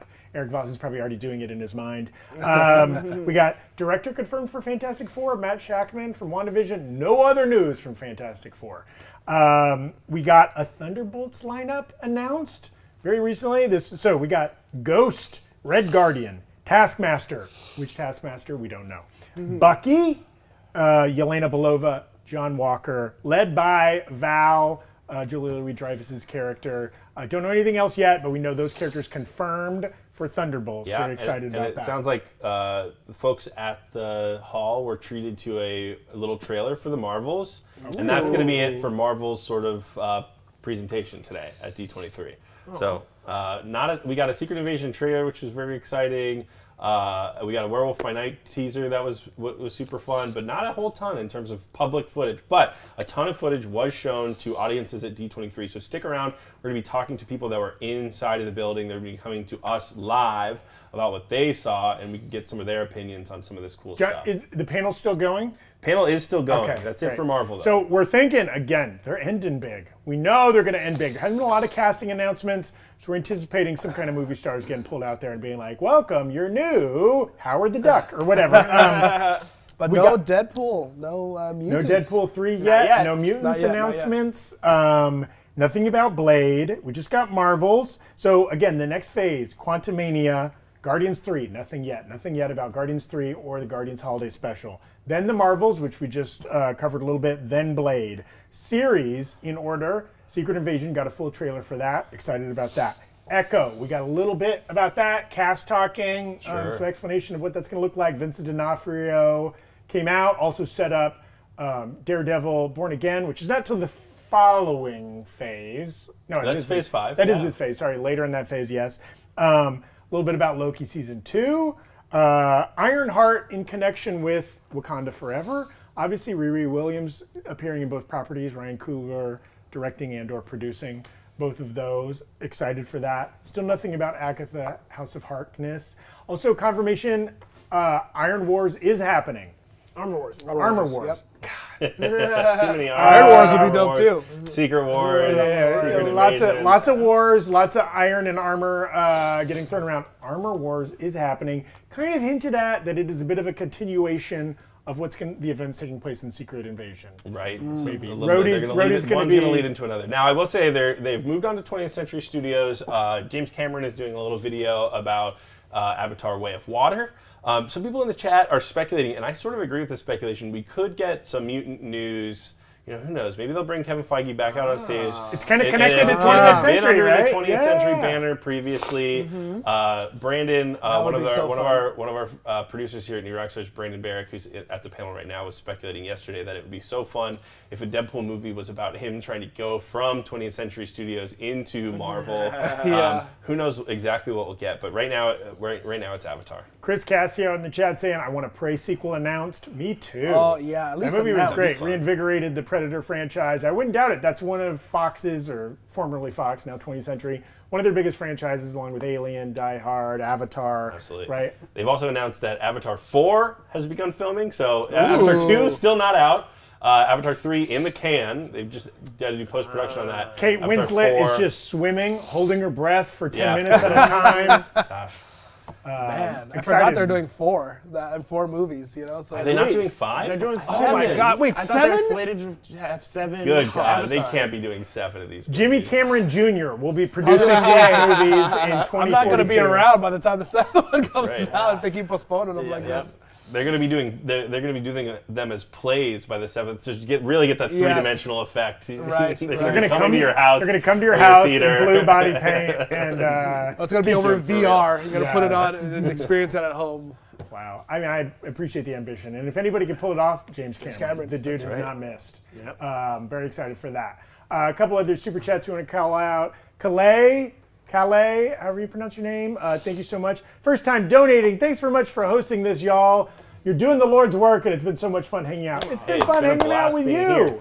And again, we're going to get footage descriptions from a few of our friends that are in the panel, so stay with us. We're still waiting on some announcements from 20th Century Studios, but as soon as this wraps up, we're going to go to them and get their takes on all the cool stuff that they got to see with their eyeballs that we didn't get to see, which is a little unfair. Yeah, Ryan Wilkinson. Zach and I had passes. We were chosen to be here instead of watching the exclusive footage in Anaheim. But I wouldn't be anywhere else. That's all right. I love we appreciate you. Thanks for joining Eric and I, guys. Yeah. Really appreciate you. Anytime. This is a stellar A team right here. It is. Right. Again, Skeleton Crews in Anaheim. Yeah, exactly. Right. If I think we're A-, but we're still A's. the Thunderbolts to their Avengers. Okay, we're willing to accept that. Ryan Wilkinson in the chat saying surprise Fantastic Four casting at the end. Well, kind of along the same lines as like Deadpool and Mutants, right? Fantastic Four, another property, used to be owned by 20th Century before they were acquired. Yep. So maybe it's part of this same panel. And I will say, right, like I don't feel gypped or jaded or anything like that based on the announcements, but Marvel Studios in the past has saved a something for last, right? I would be surprised if Disney doesn't want to, put something out there that's going to create a bunch of headlines, right? They want something. You can't do the, hey, Matt Shakman's directing Fantastic Four, no more news on that, goodbye, without like having something in the bag. Because they know what fans want, they know what fans are expecting. They're, in terms of studios that are really tuned into what the fans want, it feels like Marvel Studios is like, the studio that is like, hey, we're gonna tell really good stories, we're gonna give fans what they want, with some exceptions, but I would be surprised if this panel doesn't end with a bang. Well, the Phase 6 calendar is so bare, and granted we're very far away, but I thought for sure they would have been saving stuff. Not that far away. 2024 starts Phase 6. It's not really. Well, as far as content in terms, lots of content lots between of here and there. But you would think that they would fill that up and not be waiting for like a New York Comic-Con or something. I feel like this would be their chance. I will say they're now passing out 3D glasses for the Avatar, so it might be a little while until we get new news while they hand out 3D glasses to everyone in the auditorium. It's been a minute since I wore 3D glasses in the theater. Absolutely. I forgot. I feel a little blessed that they've stopped really showing 3D films in like the IMAX showings, and they're just doing them in 2D now with the occasional 3D showing. Yeah, but James Cameron wants that fancy 3D. Well, I liked Avatar in 3D. There's only been a few films that have done 3D well, right? Some of the animated films, because it's all natural, right? They can just export it in 3D. And these films that are actually shot in 3D, like Avatar and some other films. And it's like the trailers look gorgeous. He's going to bring some crazy technology and like. It'll be a film unlike anything we've ever seen. I love, John, what you said a few minutes ago about headlines. Now, obviously, we've gotten trailers, clips, things that are going to pop our audience, the New Rockstars audience, us, right? We've got enough to speculate for months about all these projects, but I don't know that there's like a headline, New York Times front page kind of thing. Now, they could still get there, right? There's some big names that have been talked about. Your Keanu's, your Denzel's, you're even a Hugh Jackman coming back, right? That moves what has already happened to the front page of everything, right? Yeah, that green room is probably popping right now. They're just tingling with excitement. So this is still an amazing D23 with a lot of really cool things. But if it's still going, right? Yeah, it's still going. But if that's what we have for Marvel, I understand the feeling of being a little bit like, because we would want that home run moment. And so far, we've got, other than a great D23, there hasn't been that bombshell front page thing that you've been talking about. Also, though, I know there's some people saying they're kind of like a little disappointed in the chat. Think of all that we got today. Oh my gosh. We got multiple trailers released to the public, never seen before. Mandalorian Season 3, Secret Invasion, Werewolf by Night, right? Like, and then confirmation of things, Armor Wars coming out. Yeah. And then like clearly a lot of footage shown in person that will soon be out there in the public in trailers and other things like that. Like, we're a little spoiled as a fan base. It's also like, D23 Comic-Con have a little bit of a NBA NFL draft kind of energy, where we're always more excited about the stuff in the future than we are about the stuff in the present, because it's unlimited potential, right? Like, until the cast is announced, and the cast of Fantastic Four or whatever can be anything, right? We're most excited then. Then it gets confirmed of who it is, we're a little less excited. Then the movie comes out, and we're joyful, but, you know, it's not the thing that was in our brain. So, hey, don't beat yourself or Marvel up. This has already been awesome. How lucky we get to be alive right now. Because, you know, being a kid growing up loving comics, I'm sure like most of you, this would only have been a dream to get to enjoy some of this stuff, let alone a Thunderbolts movie. That's insane. And look at how tuned in we all are. You know, we tuned in, we're buzzing, we're refreshing our Twitters and everything. Like, that's part of the excitement and the fun of all these Marvel and Disney things being announced. Exactly. And somebody pointing out in the chat, better than DC Fandom, which you may never get again. The already canceled for this year DC Fandom. DC, we love you. We want you to do better. We want DC, you to, okay? we want you to succeed. We're ramped up for Black Adam. We hope that kicks ass. Shazam, all the other Aquaman 2. Get Kevin Conroy in the mix somehow, Yes. some way. He is the voice of Batman forever. We need him. Yes. We need Kevin Conroy. I mean, the only reason we're talking so much Marvel today is because they're giving us a lot to talk about. But we want you to do the same thing, DC. We're rooting for you. We need two big competitive superhero universes. Iron sharpens iron, you know? That's right. Exactly. Well, Yes. I'll say this too, right? Like, while I sit down, you know, we got almost everything that I was sort of expecting, right? Apart from maybe a Fantastic Four cast announcement, we got a Secret Invasion trailer. We got a Mandalorian Season 3 trailer. Like, you know, those are the big things that I was sort of expecting we would get. And I'm so excited. They look super fun. Oh, yeah. Don't you also think they've got to keep something in the can for Comic-Con 2023? Spill all the beans. You know what I mean? It's not that far out. And if they announce everything through 2024, like, what else are they going to talk about?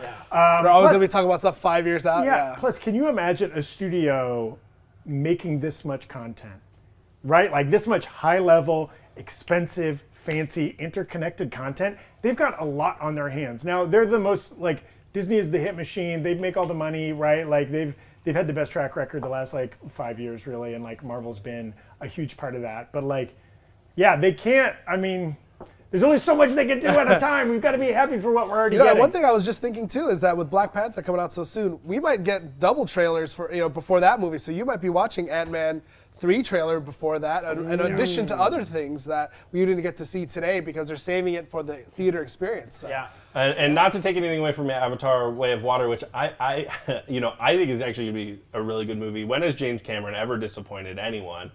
He always comes out, like, when we first heard about this Avatar movie, everyone was sort of like, what is this weird movie? When we first heard about this movie in 1997. But the dude doesn't really miss. No. I mean, I know, like, Avatar maybe hasn't aged super well in people's minds and memories, but seeing that movie in the theater was such a spectacle, and I think we're going to get that too. So just to give people a preview of what they're showing at D23 for Way of Water, it sounds like Zoe Saldana and Sigourney Weaver are both there. They brought out a bunch of younger actors who are playing the children of the Na'vi in this movie. And they're doing a lot of cool, you know, underwater scenes with some really interesting new underwater creatures. One of the things that I loved so much from that movie was the creature design of both sort of those flying creatures, but also like all the creatures that were sort of running through the forest. So it seems like the scenes that they're showing are not super related to one another. It's not really a trailer. It's sort of a montage, similar to that first trailer that they showed, right? There's this, you know, a dramatic scene in the lab. It seems like there's a forest scene, so we are still going to be on land in a lot of these things. But I'm really interested to see what James Cameron is able to pull off. I was watching one of those Corridor Crew CGI videos that they do all the time, and they were sort of breaking down how difficult some of the water simulation stuff that they're doing in this movie is. And if nothing else, these Avatar movies are going to propel filmmaking forward in some really cool ways. And I'm sure even, you know, with Black Panther Wakanda Forever coming out with all of the, you know, Atlantis stuff, although I think it has a new name, they're doing all the water stuff with that. I'm just excited now that, you know, I'm sure the folks at, you know, ILM or whoever's doing the visual effects for these, Weta, et cetera, are sharing notes and working on the same projects. And it's just going to make filmmaking so much better, right? Yeah. And hey, now that 20th is under the Mouse House umbrella, maybe James Cameron shares some of these secrets Right. with the Feigster, right? Yeah, and like, I was thinking that watching the Black Panther 2 trailer and seeing all the the people from not Atlantis swimming through, I was getting Avatar vibes from that, just from the little trailer. Absolutely. So Holding on to that big whale. exactly, Yeah, yeah. So yes. and the epic scope of it, so I'm sure they have. Beartrap124 in the super chat saying, no T. Michael directing announcement. What a disappointment. He's with Mr. Nasty at the moment. There's Dr. time. Nasty. There's time. Tommy Bichtel's in the room. I don't know how deeply we got into the trailer description for the Marvels, but it sounds really fun. Eric Voss is describing it as incredible. Kamala, Carol, Monica, light powers entangled. Captain Rambeau as an astronaut at a Saber space station with Nick Fury. Ooh. Maybe that's sort of, we saw the scroll say that, you're needed to Monica at the end of WandaVision, and Nick Fury was in that space station at the end of Far From Home. So it sounds like it's a Saber space station. Monica touches a light field. Kamala is now in a spacesuit and kind of gives a wave to Nick Fury. I wonder if Fury is a public figure in the MCU. Monica crashes on the moon with some Kree warriors, so it sounds like it's going to be a true action movie, right? It sounds like a lot of fun. That's awesome.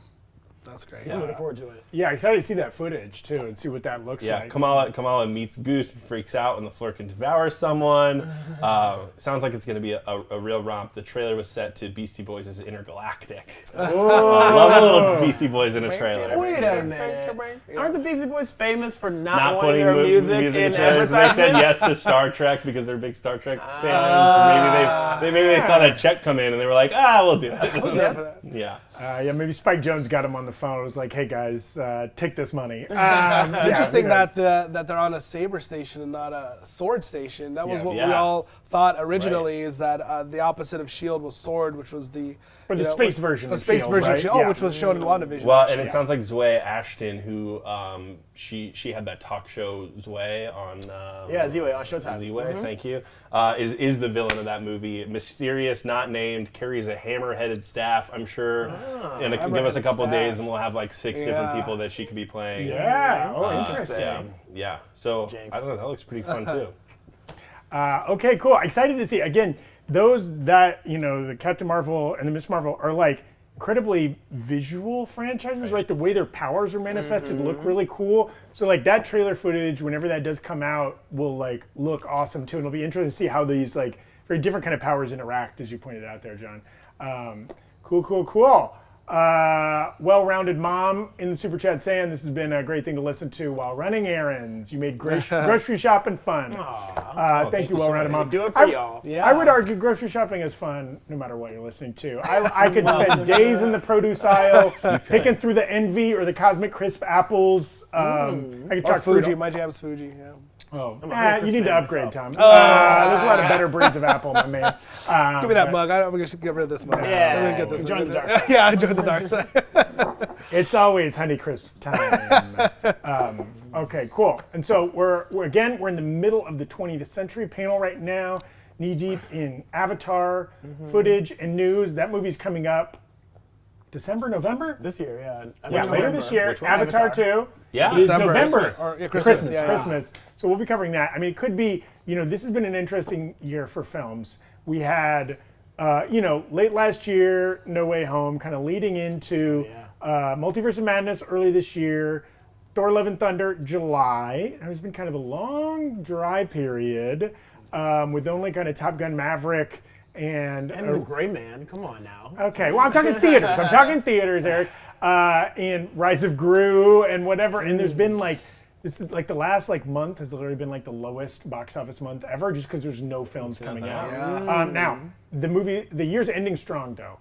Wakanda Forever. Yep. Boom. Big drop. We got Avatar 2, Way of Water. Big. Both those movies could end up being the biggest movies of the year, or at least are going to be just huge spectacles to get us back into theaters if we haven't been there in a minute. As well as a lot of fun, interesting, more Oscar-y character drama kind of movies coming out as well that we're excited about. Don't Worry, Darling's coming out. Don't Worry, Darling. Is that coming out this year? Yeah. Yeah, it is. Fun. Glass Onion and Knives Out Mystery will be on Netflix and limited release. Halloween Kills is going to be, I think, simultaneously released in theaters and on Peacock, I believe. Interesting. But we're excited about that. It's kind of the end of that current run of Halloween films.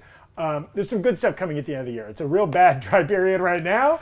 So almost nothing in the theater, but Go we see expect Home for that to Jesus pick up. in theater. That's Okay. that's a fun one in the yeah, theater. Home for Jesus, I had a good time watching that in the theater. When you were talking about Hung for Jesus, I forgot that was a movie that came out, and I thought you saw someone saying Hung for Jesus, and I was like, I don't know what this is related to, but who And knows? then, as we've already Like, talked go about, off, Eric. Yeah. But continue. Go on. we already talked about next year. I mean, so much, right? In addition to, there's like a Mission Impossible movie next year. There's a lot of one of the DC movies, right? Yeah, 3 DC movies next year, 4 Marvel movies. Next year is going to be finally the studios are kind of caught back up since the pandemic. A lot of the movies that have got delayed because special effects weren't ready or shooting got delayed or whatever, right? Through this lull in post-pandemic, like everything really hits next year. It's going to be an awesome year. And that's not even to mention like the Disney Plus series that are going to be coming at us. It's a strong slate of Disney Plus content coming out, yeah. Yeah. And Joker, musical Joker next That's year. right. That's next Is year. that next year? I'm pretty sure. Folie à deux. Think so. It might be if they're getting rid of the film now. Yeah. It could be next year. But Good Lord. We are spoiled. I mean, We're clear spoiled out group. of the paint. Joker's coming in. You know what I mean? Like, make way. There's a lot of good stuff, and that should continue into 2024. Good time to be a movie fan. Let's all cross our fingers for no new pandemics that delay anything or keep us from going out and enjoying movies in person, in theaters with our buds. Yeah. We'll be covering all that stuff, of course, here at New Rockstars. And even though it's been a dry-ass period at the movie theater, it's been a pretty good time for streaming right now. We got House of the Dragon kicking it on HBO. We got Rings of Power, its weird sister wife series on Amazon. It's doing fun stuff. And then, of course, we're in the middle of She-Hulk, and Andor's about to start off. Oh, don't forget Rick and Morty. That new season just started. We're covering all that stuff here on New Rockstars. I'm really excited about that. Shout out to a couple super chatters. New Master saying, I could see Zach in the Pocky Chip aisle. No, you We're can't. doing it again. Every No, you episode can't. of the Breakroom, henceforth, we'll have Zach eating a Pocky Chip. You should have seen the two of them in the Breakroom sink, just like heaving and hawing over some lactose-free milk. You can go back and yesterday watch after the tomorrow's episode. Do it. Go back and watch Flash tomorrow's Legend episode. 2K Yesterday's says, episode. what if Deadpool and the mutants got into the MCU through the Purple Rift from No Way Home? They would have to know the identity of Peter Parker if that were the case, which is possible. Deadpool and Peter Parker do have an interesting relationship in a lot of comic books. I love that pitch for connecting the films of 3 different studios, right? Sony, the Fox. Sony, Fox, and Marvel. Well, Sony wanted Disney. to use that same portal, Flash Legends. So Has yeah, something to do because with by bringing Spider-Man, Vulture I back, think. exactly. Yeah, I mean, they kind of did with Venom at the post-credit scenes. Yeah, that's No Way right, Home that's right. and So the I'm other thing. curious from you guys, favorite thing that we got to see today? Werewolf by Night, hands down. Werewolf by Night was mean, really damn cool. Really exciting. I will say it's like, I haven't decided, 3-way tie up there. The Mandalorian Season 3 trailer looked awesome. The Werewolf by Night trailer looks so weird and fun and different from anything we've seen from this studio. I kind of can't wait to see if they stick the landing on that and what it looks like.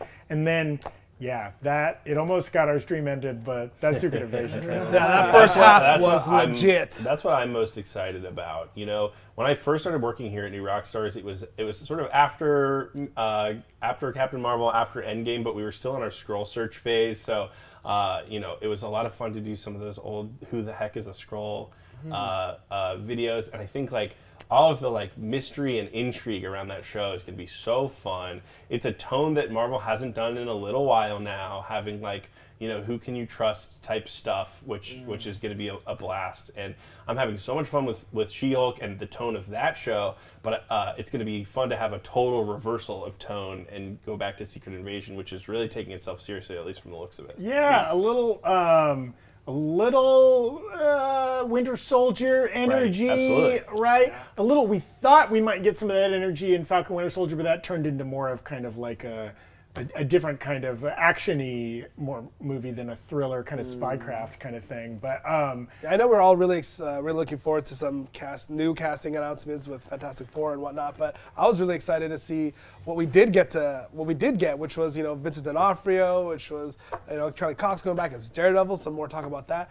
Learning who the Thunderbolt team is going to be was really fun too. Red Guardian was never in my mind going to be on the team, so to see him, or Bucky or Ghost was is another good one that I heard rumored, but to see her get to come back and them kind of building the team with all these, ex-military, ex-assassin, ex-Black Ops characters. Yes. It was fun to kind of finally get a little bit of direction in the kind as of far as bad that's gonna toys. go. Of Exactly. the MCU. Exactly. Well, that's a good point. Obviously, Ghost has some kind of powers from her weird experiences there. She can kind of phase through things.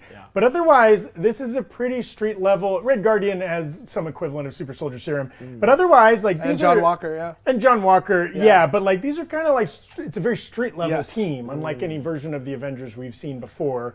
That would also have like, more super powered creatures or Spider-Men's. Or John Walker whatever. and Red Guardian are kind of the same in that regard. They're both, super soldiers. And both have a chip on their shoulder towards old Captain America. Yes, they do. Right? True. Yes. Maybe we'll get to finally see on film the Red Guardian shield. That was something that in the toys and the figures that they teased. And I think even maybe the figure he was holding in the jail cell had it, but I never got to see him actually wield it. Is that vibranium? Is that, or maybe like is that carbonadium, which in the comics is the other type of strong metal that Omega Red has.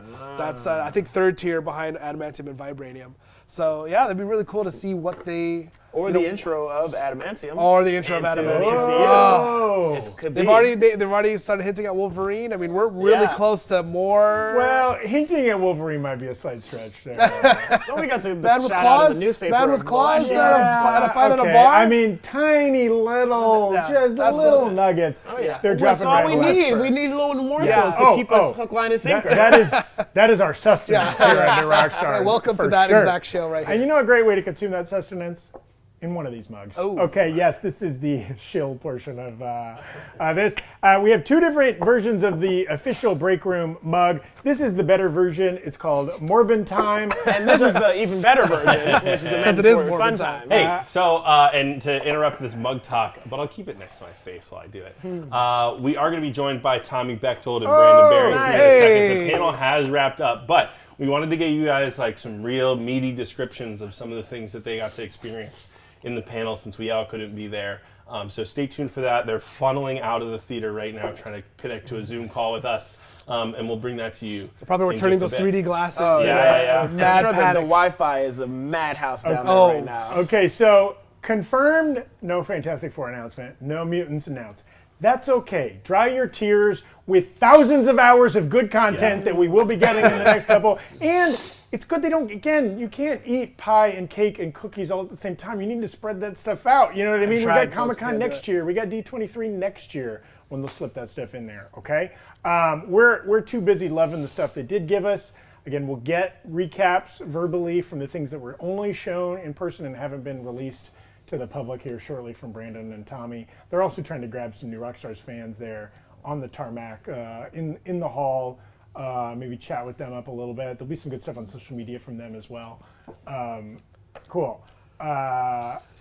Great. We're working that out together. Oh, Theodore Harrison Superchat saying, will Bucky be in Captain 4? It's in the New World Order film.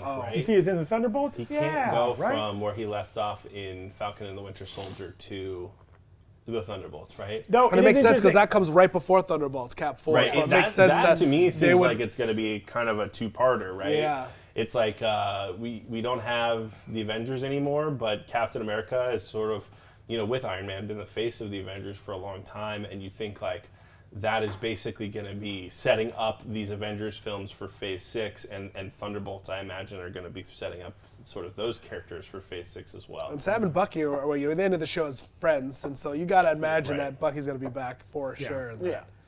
Yeah, if you can get Sebastian Sam, maybe he gets a little brain washy again. And what? Has to flip over. Daniel Bruhl was trying to, or Zemo was trying to do it in Civil War. Yep, with that little red book. Oh, yeah.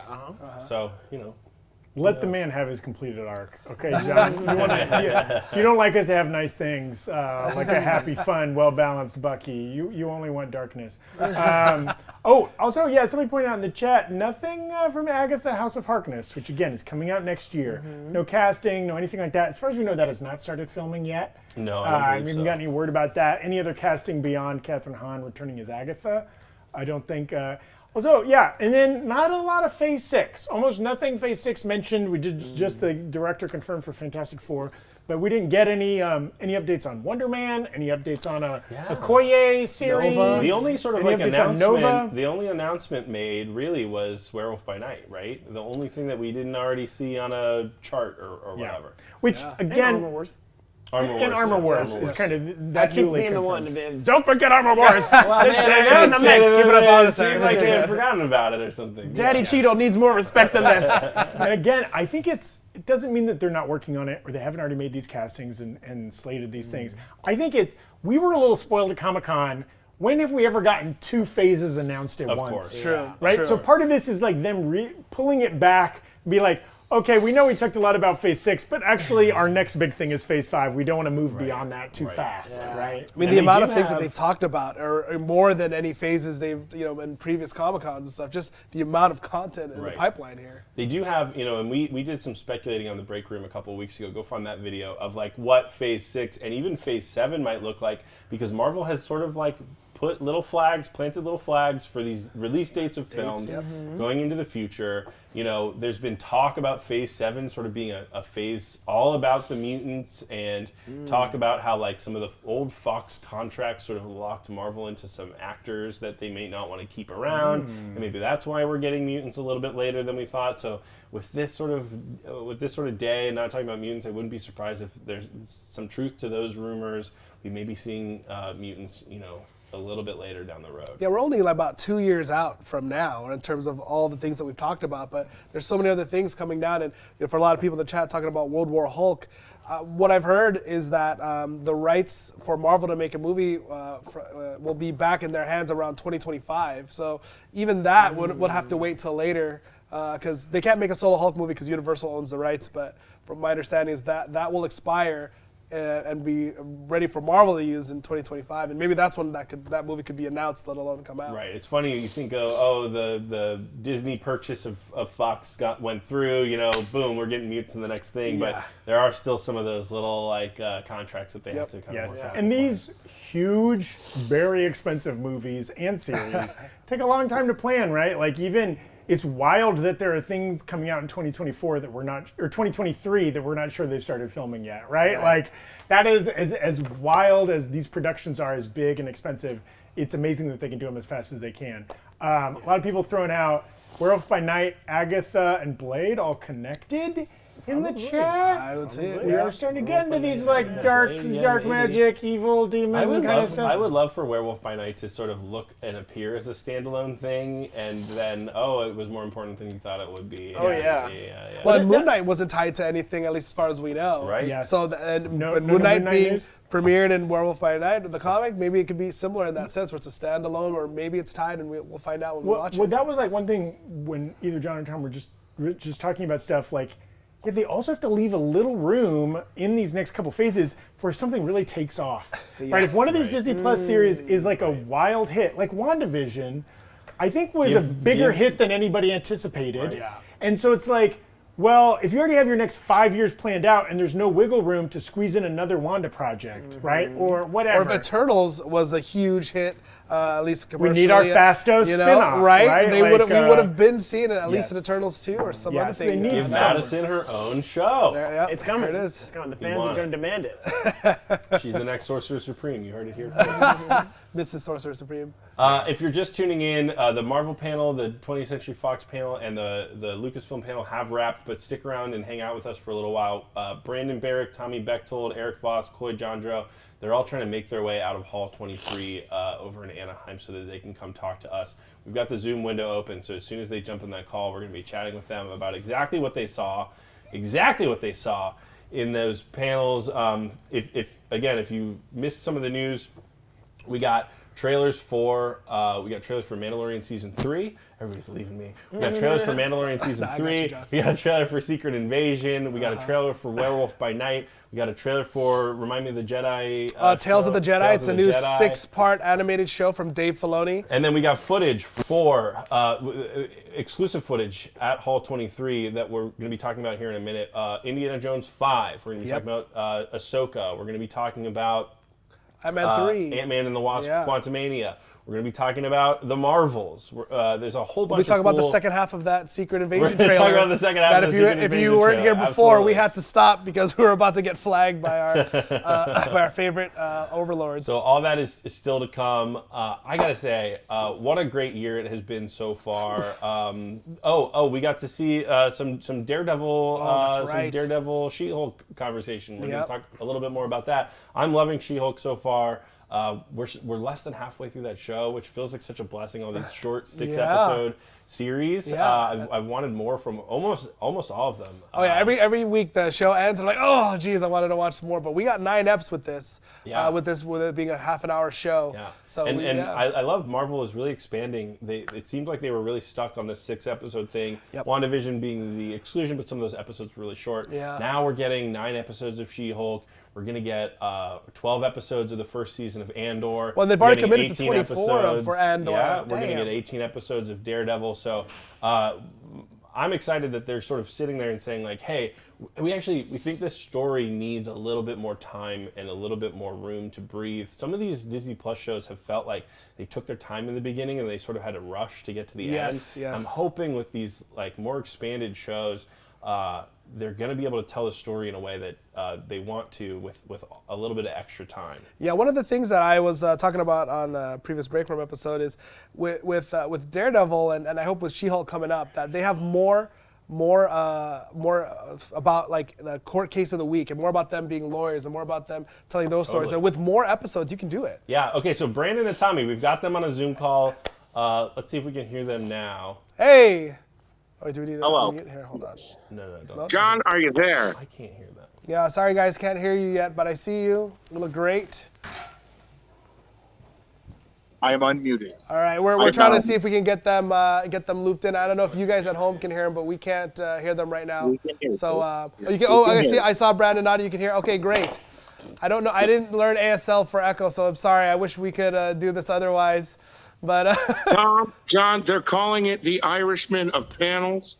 People here commenting on the 3-hour plus time span. Woo! This definitely feels like the Irishman. Yes, we hear you now, Tommy. How's it going, guys? How you doing? We're hungry. We're thirsty. We're horny as hell, and we're bringing the party to you. Well, hopefully it'll be Morbin time, and then you can take care of that, Tommy. Yeah. Hey, Tommy. Somebody tried to drink out of one of your mug designs, and their mouth melted. What? Oh. Wait, which mug? Tommy is reaching into his bag of tricks, and I think he's pulling them hard. You mean this mug? This mug that Kevin Feige begged me for at the panel? True. He came off the stage and into the audience. He said, I don't want to live another day in the Marvel Cinematic Universe unless I get this mug. We're going to need to have that source. I don't know about that, because these are the better ones. Okay, so you guys saw a lot of footage of things that has not been released to the public. Let's start from the top. We've seen the Andor footage. We saw the Mandalorian season 3 footage. Other Star Wars stuff that you guys saw there in person. And what was the general? Notes. Oh, what's that? So let me take a look at my notes. Okay, great. Oh, well, not necessarily Star Wars related, but we did get a big Willow scoop. I don't know if you got that. Oh, what's the scoop? Christian Slater joining the cast of did Willow. get that. We did get that. Yeah, I think Tommy, we have all the scoops. We're looking for footage description, right? You guys saw some footage from Indiana Jones 5, is that right? Yes. Oh my God. Yeah, the Indiana Jones 5 footage was incredible. It looks like it's like an Indiana Jones clip show. Yes. You have old Indiana, but he's having lots of memories of his youth. Yes. He looks great. The de-aging looks great. It's like you're going to see the Indiana Jones stunt show. Yeah. It's pretty incredible. How de-aged is he in Jonathan this one? Rhys Davies back. Oh. Yeah, in a quasi-problematic role, I think. Salah has returned. Somehow, Salah has returned.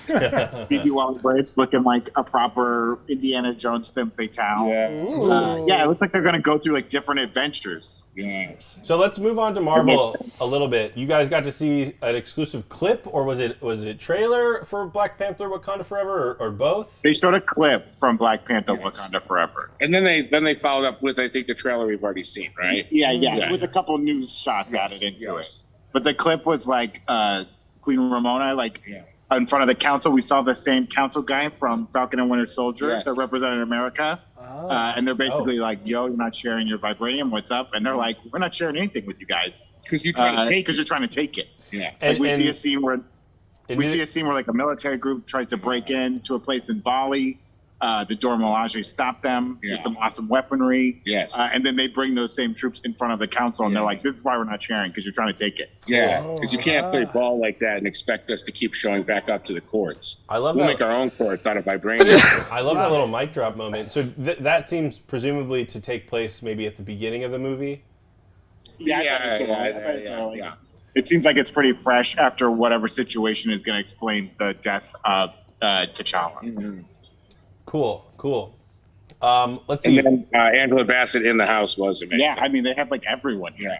It was pretty nuts. Great, well attended by the stars of films. Yeah. And screen. And then you guys did get a peek at Ironheart, right? And you got to see some of the suits. Can you talk about like, in comparison, how far along is she in some of the footage you saw to, completing some of this armor? Is it very kind of prototypey? Does it look more polished? It looked very much like the first version. Like, it doesn't look like, I know there was that leak of that toy with like that red smooth armor. Yeah. It doesn't look like that. It looks like the kind of like put together, I'm building my own Iron Man suit with a box of I was going to say, in honor of Eric Voss, a real box of scrapsy trailer. Yeah, real box of scraps. Yeah. And it was interesting. It was interesting how they described the show. Yeah. Like Kevin Feige was very much like, this is like magic meets technology. Yeah. Like Anthony Ramos was there, and his character is very much like on the magic side, and she's on the tech side. So how do you have him there and not make him participate in Rogers the Musical? Yeah, they did a live Rogers the Musical. It was beautiful. It was absolutely insane. And I think friend of the show, Nico DeJesus, was there reprising his role as Ant-Man. Oh, they got the whole cast from the show together. I'm sorry, say that again? They got the whole cast from the actual show together? That wasn't just nobody? Except for Adam Pascal. He was not there. No, bummer. He was replaced. Yes. Bummer. He was subbed in. His understudy was in. Adam Wager. So did you get any footage? Wager joke for you guys. Did you get any footage? Did that come through? How did that play with the chat? And now, did you get any footage of Anthony Ramos as the Hood or any tertiary characters? Any of his character Patrick, I think, or it was Russell? Parker. It was something very generic, but then they did show him donning like a tunic hood combo. Yeah. And was it one really of those like hoodies that like boxers wear that don't have sleeves on them? Absolutely. And was it only really those two characters, or did you see anyone else from that show? What was the footage like? Well, it implies that the Hood has a bit of a crew. Yeah.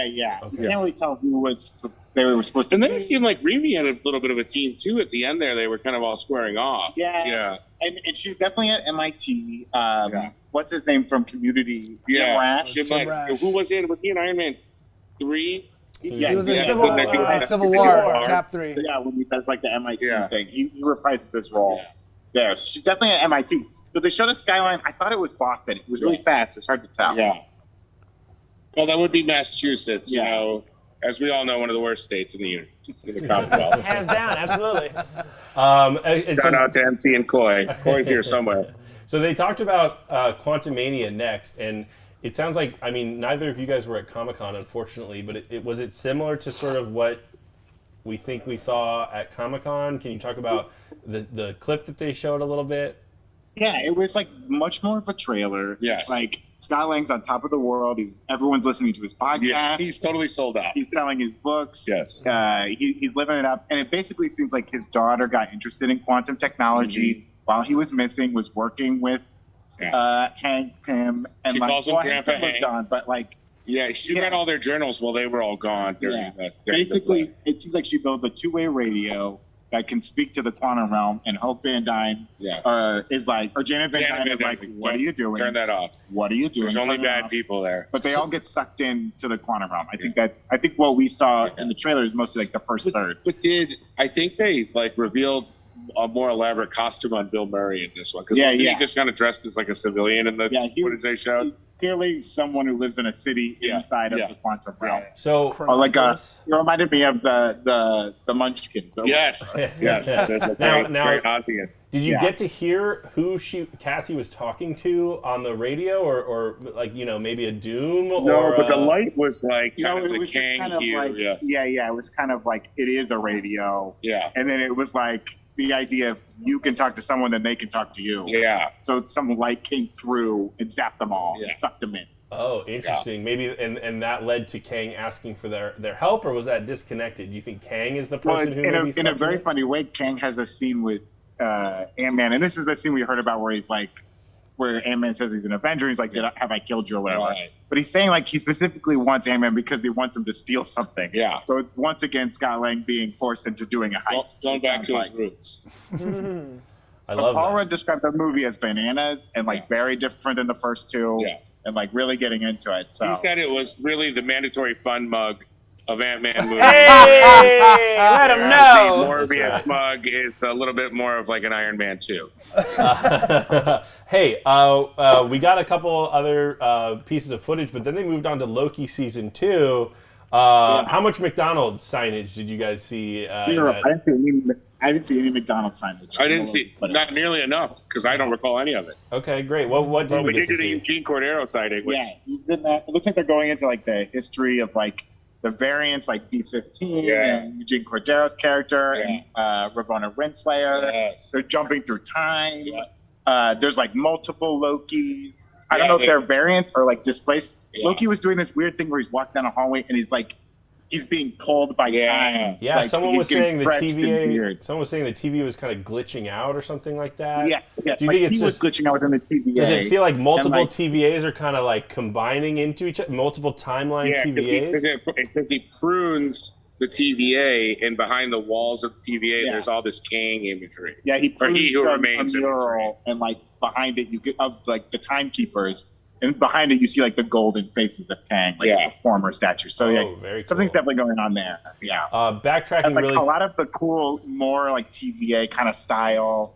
Morbius or Mobius. Mobius was in like a weird spacesuit. Yes. Those very 60s looking, like very cool shots. Kind of look like umbrella. The suit Luther wears in Umbrella Academy. Yeah. And I'm guessing, then, of course, forgive me, the actor who played Data in Short Round in Indiana Jones, joining the cast. Oh yeah, fresh from everywhere, everything, all at once. Backtracking real quick, BearTrap124 says any MODOK clips in the Ant-Man footage. Do we see? They showed. I think they showed like the outline of like the tentacle with the giant head thing. They showed it a couple times. One from far away and the one up close, but it looked like it was like a mask. It didn't look like a MODOK's face. Yeah. Like it didn't look like it was. And the Kang we saw was still just Jonathan Major's face, no Kang mask. Yes, that's what I was waiting for. Okay, and then no Kang mask. Did you guys glean of any plot for Loki season 2? Any kind of guesses where that show could go? I mean, Tom Hiddleston said basically it picks up where season 1 left off. Yeah. That they're like sucked into it. He's back at the TVA and he's got to kind of convince them like, hey, things are wrong. Yeah. They don't understand that anything is amiss. He's kind of like cluing them in that they've been basically like matrixed. Like they're all like in this variant, prefabbed over reality at their TVA, which is not legit. And then it also seems as though he's trying like. I couldn't tell at the end, but when all those Lokis were around him, like, did he have his magic back? Like, is he able to now put all the fake Lokis back up? See him use a little green magic. Yeah. He definitely saw some green magic. And Tom Hiddleston and Kevin Feige did say on stage that this very much plays into the multiverse. That's right. That's what I was trying to think. It's very important.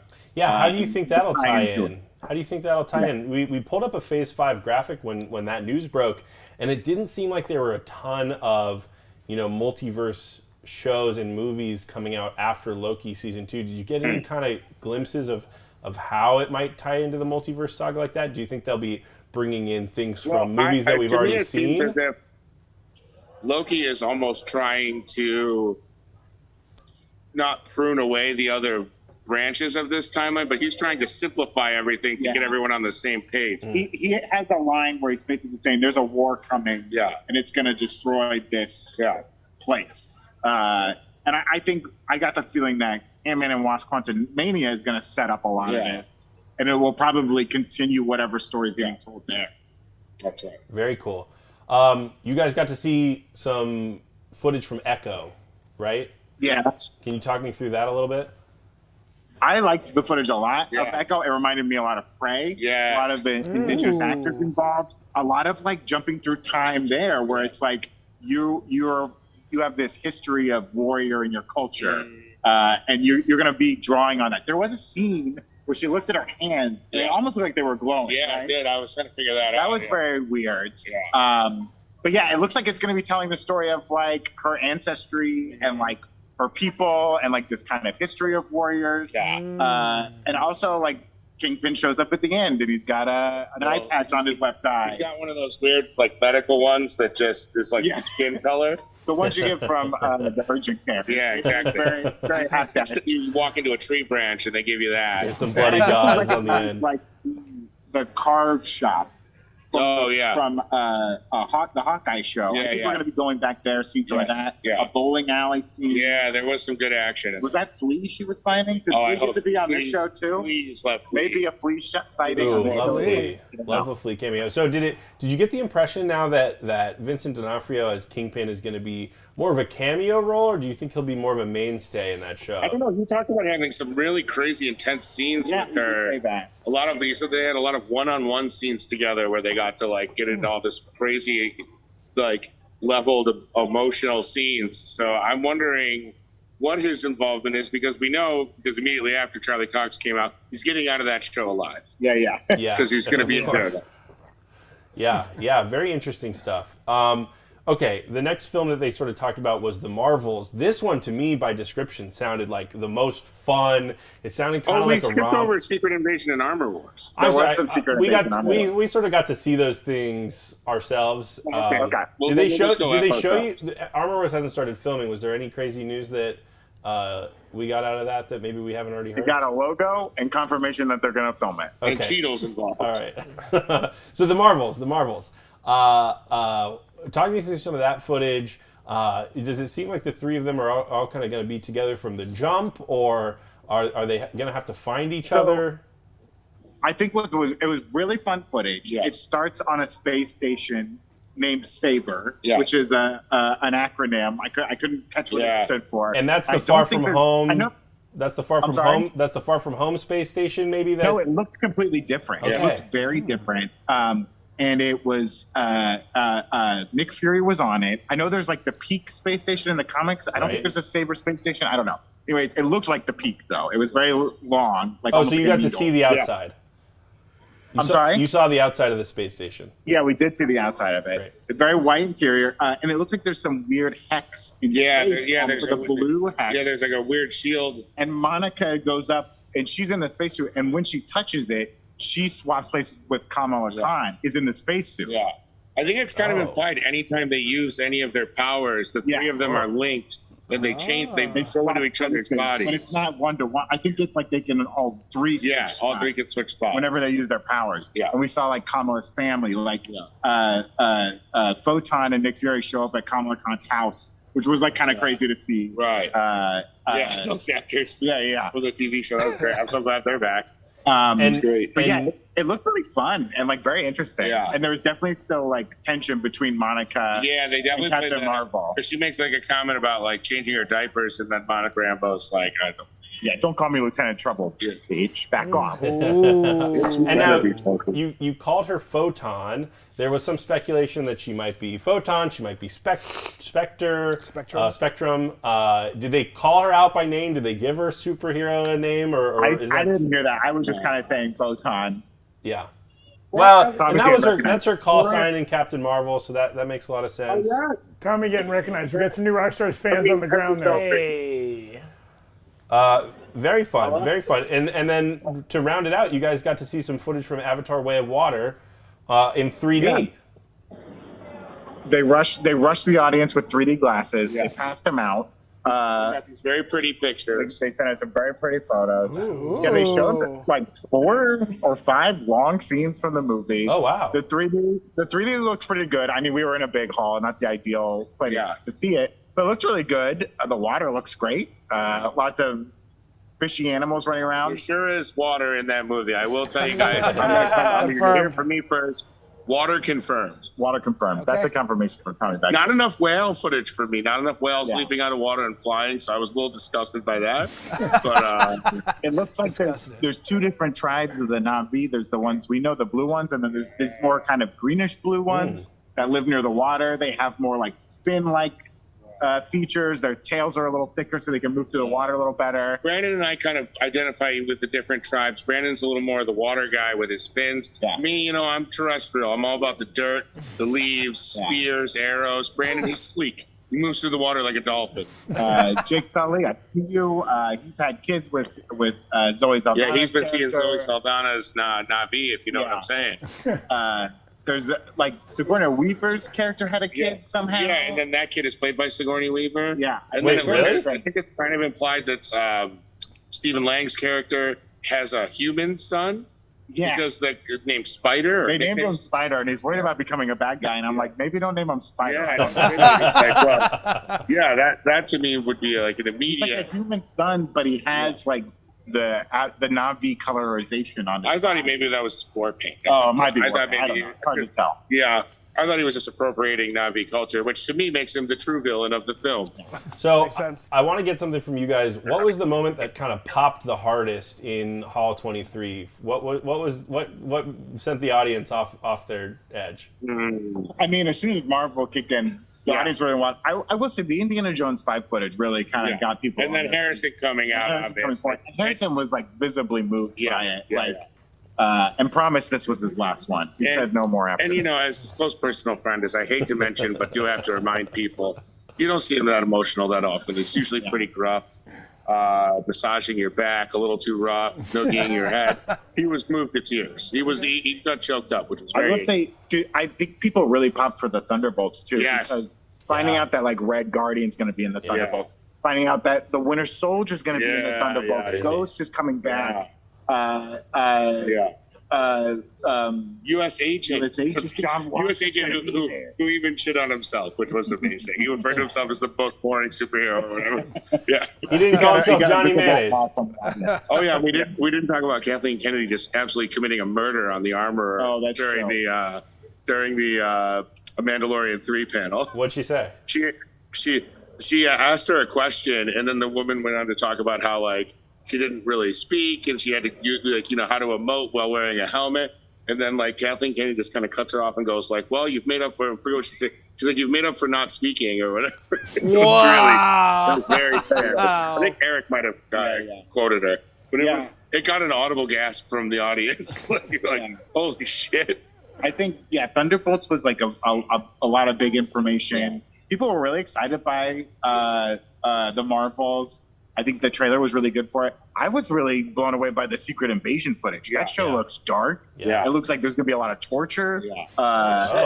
It looks pretty heavy. It reminded. I know they've been saying it, but it did remind me a lot of Winter Soldier. Well, they got to start making America Winter Soldier. Of the Skrulls bad. Yeah. It looks like they're gonna get like paranoia is gonna hit hard. I hate to keep harping on. Oh, sorry, Zach. Were you asking something? No. Oh, sorry. I hate to keep harping on this, but I'm getting a lot of like friendly waves from people dressed as heroes over my mug. I did see some guy dressed as Joseph Stalin with a Morbin time mug. Hey, a sale is a sale, Tommy. Agrees with Stalin tendencies. That's funny. That's funny that a Joseph Stalin would be so into the capitalist purchase of a sponsored mug. Well, he said this is the one thing that could ever make me a capitalist is buying this mug that only bad people will buy. Very exciting stuff. Before we go, I want to ask you guys, and maybe we can have some other panelists ask questions too. What trailer or footage or whatever are you most excited for the rest of us to see? Right, a lot of that stuff was exclusive. What's going to get people going the most? As a big Ant-Man stan, I really liked the Quantumania trailer. I thought it was good, and I thought it really showed the Jonathan Majors in it. That Kang is not He Who Remains. He's very different. Yeah, I think that movie is going to be really cool. Yeah, I do too. I think it's sneakily because it's a third Ant-Man movie, but I think it's sneakily a like linchpin Marvel film. Yeah. It is one of those ones where we'll touch back on it, like Captain America: First Avenger. Right. Where we're like, oh, this is one of the more important ones for people to watch and really pay attention to. I think I have to agree with that on just for personal taste, even though it's not something we necessarily go nuts about on Breakroom. You could just kind of believe the authenticity of the creatives around James Mangold when they said that he had perfectly stepped into Steven Spielberg's shoes to direct this Indiana Jones 5, almost implying like he even is like correcting the mistakes of the fourth one a little bit. And none of it felt forced, like they were trying to get us excited for it. It felt very much like it looked good. Yeah. And Harrison even said like, "This is a good one." Yeah. He's like, He what he said says, that? a movie that's going to kick your ass. Yeah. Told us it was going to kick our ass, and I believed him. I am excited to see this Indiana Jones trailer hit, and it's coming out next summer, June 30th. And the footage from Ironheart looks really interesting because it's like it really looks like it's just the beginning of her journey out there, like where she is. She's obviously like they show her having this great aptitude for technology, but they don't show her assembling the suit in a way that would be like, oh, that's the finished product. And even she says, I forget, like she's going to try and make something better. Yeah, right? she's trying to make it better than Tony made it, basically. Yeah. Very cool. Any other questions for these guys?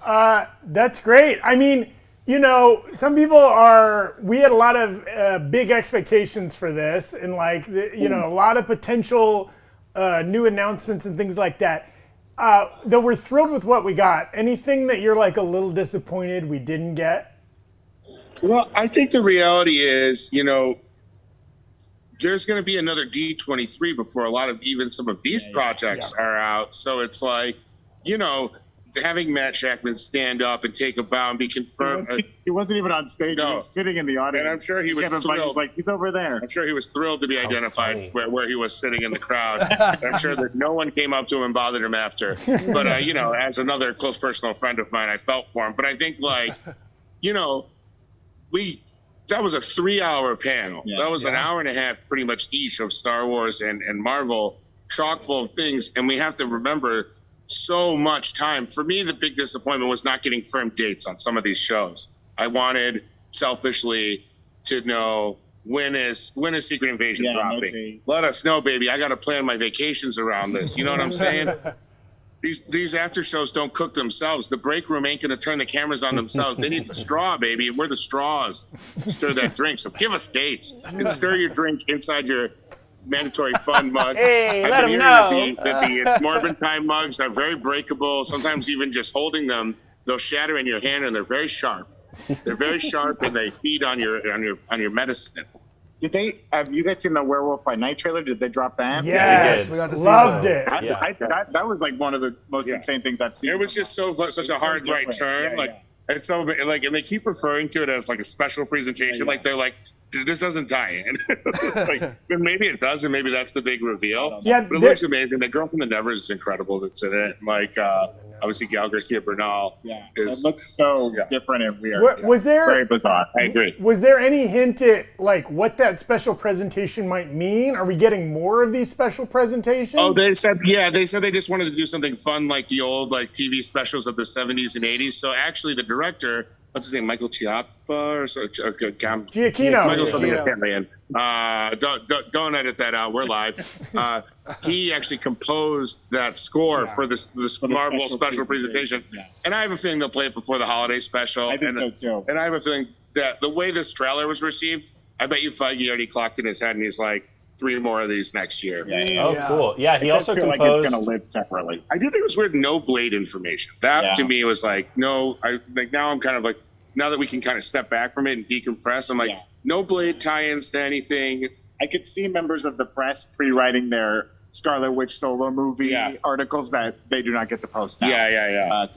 No big surprise announcement. Yeah, and he totally misdirected because he said, we also had another streaming show called WandaVision, and everybody went nuts, and it was like nothing. So I think that was a lead into that was the lead into Shackman. Oh, right, Shackman. That's right. Yeah, very cool. Such a tease. Very cool. Any other questions? That's great. What's your energy level? What's your thirst level? Hunger? I'm so hungry. Tommy was a real mensch. Picked me up. Drove straight here. navigated security lines, waited in waiting areas. We got to eat. We both have had a liquid IV. We got to eat. We're IV. I want to say to the people who watched the break room yesterday, you saw that in the beginning of the show, I was in shambles because of going to the Bills game on Thursday. By the end of the show, I was in shambles because of a hot one chip that Zach and I, Lady and the Tramp. I will say this. An hour after that, I think my body totally reset. And I became normal, like it restored my body to homeostasis. I woke up at 5:30 this morning with the energy of an 18-year-old and the erection of an 18. No, I'm just kidding. Sorry, guys. Can we edit that out? Hey, well, thank you guys so much, Brandon. I just said that to a lobby full of people. How's the temperature in there? You guys have been live for hours. Yeah, we're getting a little peckish as well. You guys want us to pick you up anything? Any Funkos or How something about like that? how about a party I sub? bought $100 from my mom this morning. Stop by the Sonic down there in Huntington and bring me up some Sonic. Yeah, how about some sliders? You want a Portillo's hot dog? Yes. I actually don't.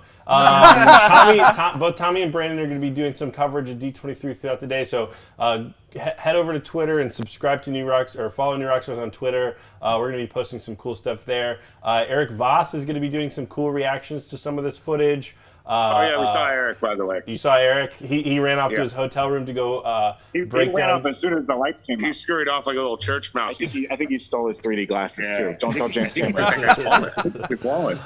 So stick around the channel. If you aren't subscribed already, go ahead and hit the subscribe button. We're going to do more cool content breaking down some of the footage that's been released.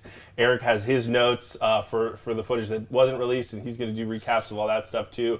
And we're going to try to match some of the footage that we didn't get to see to some comic footage. It's going to be really cool. It's going to be an exciting week of content for us. Thank you guys so much for joining us today on the Break Room. A shout out to Tommy and Brandon for being there in the room. We're here live every weekday at 3 p.m. So if you enjoyed some of this, we tend to have a little bit more fun on our regular episodes. Some of it mandatory.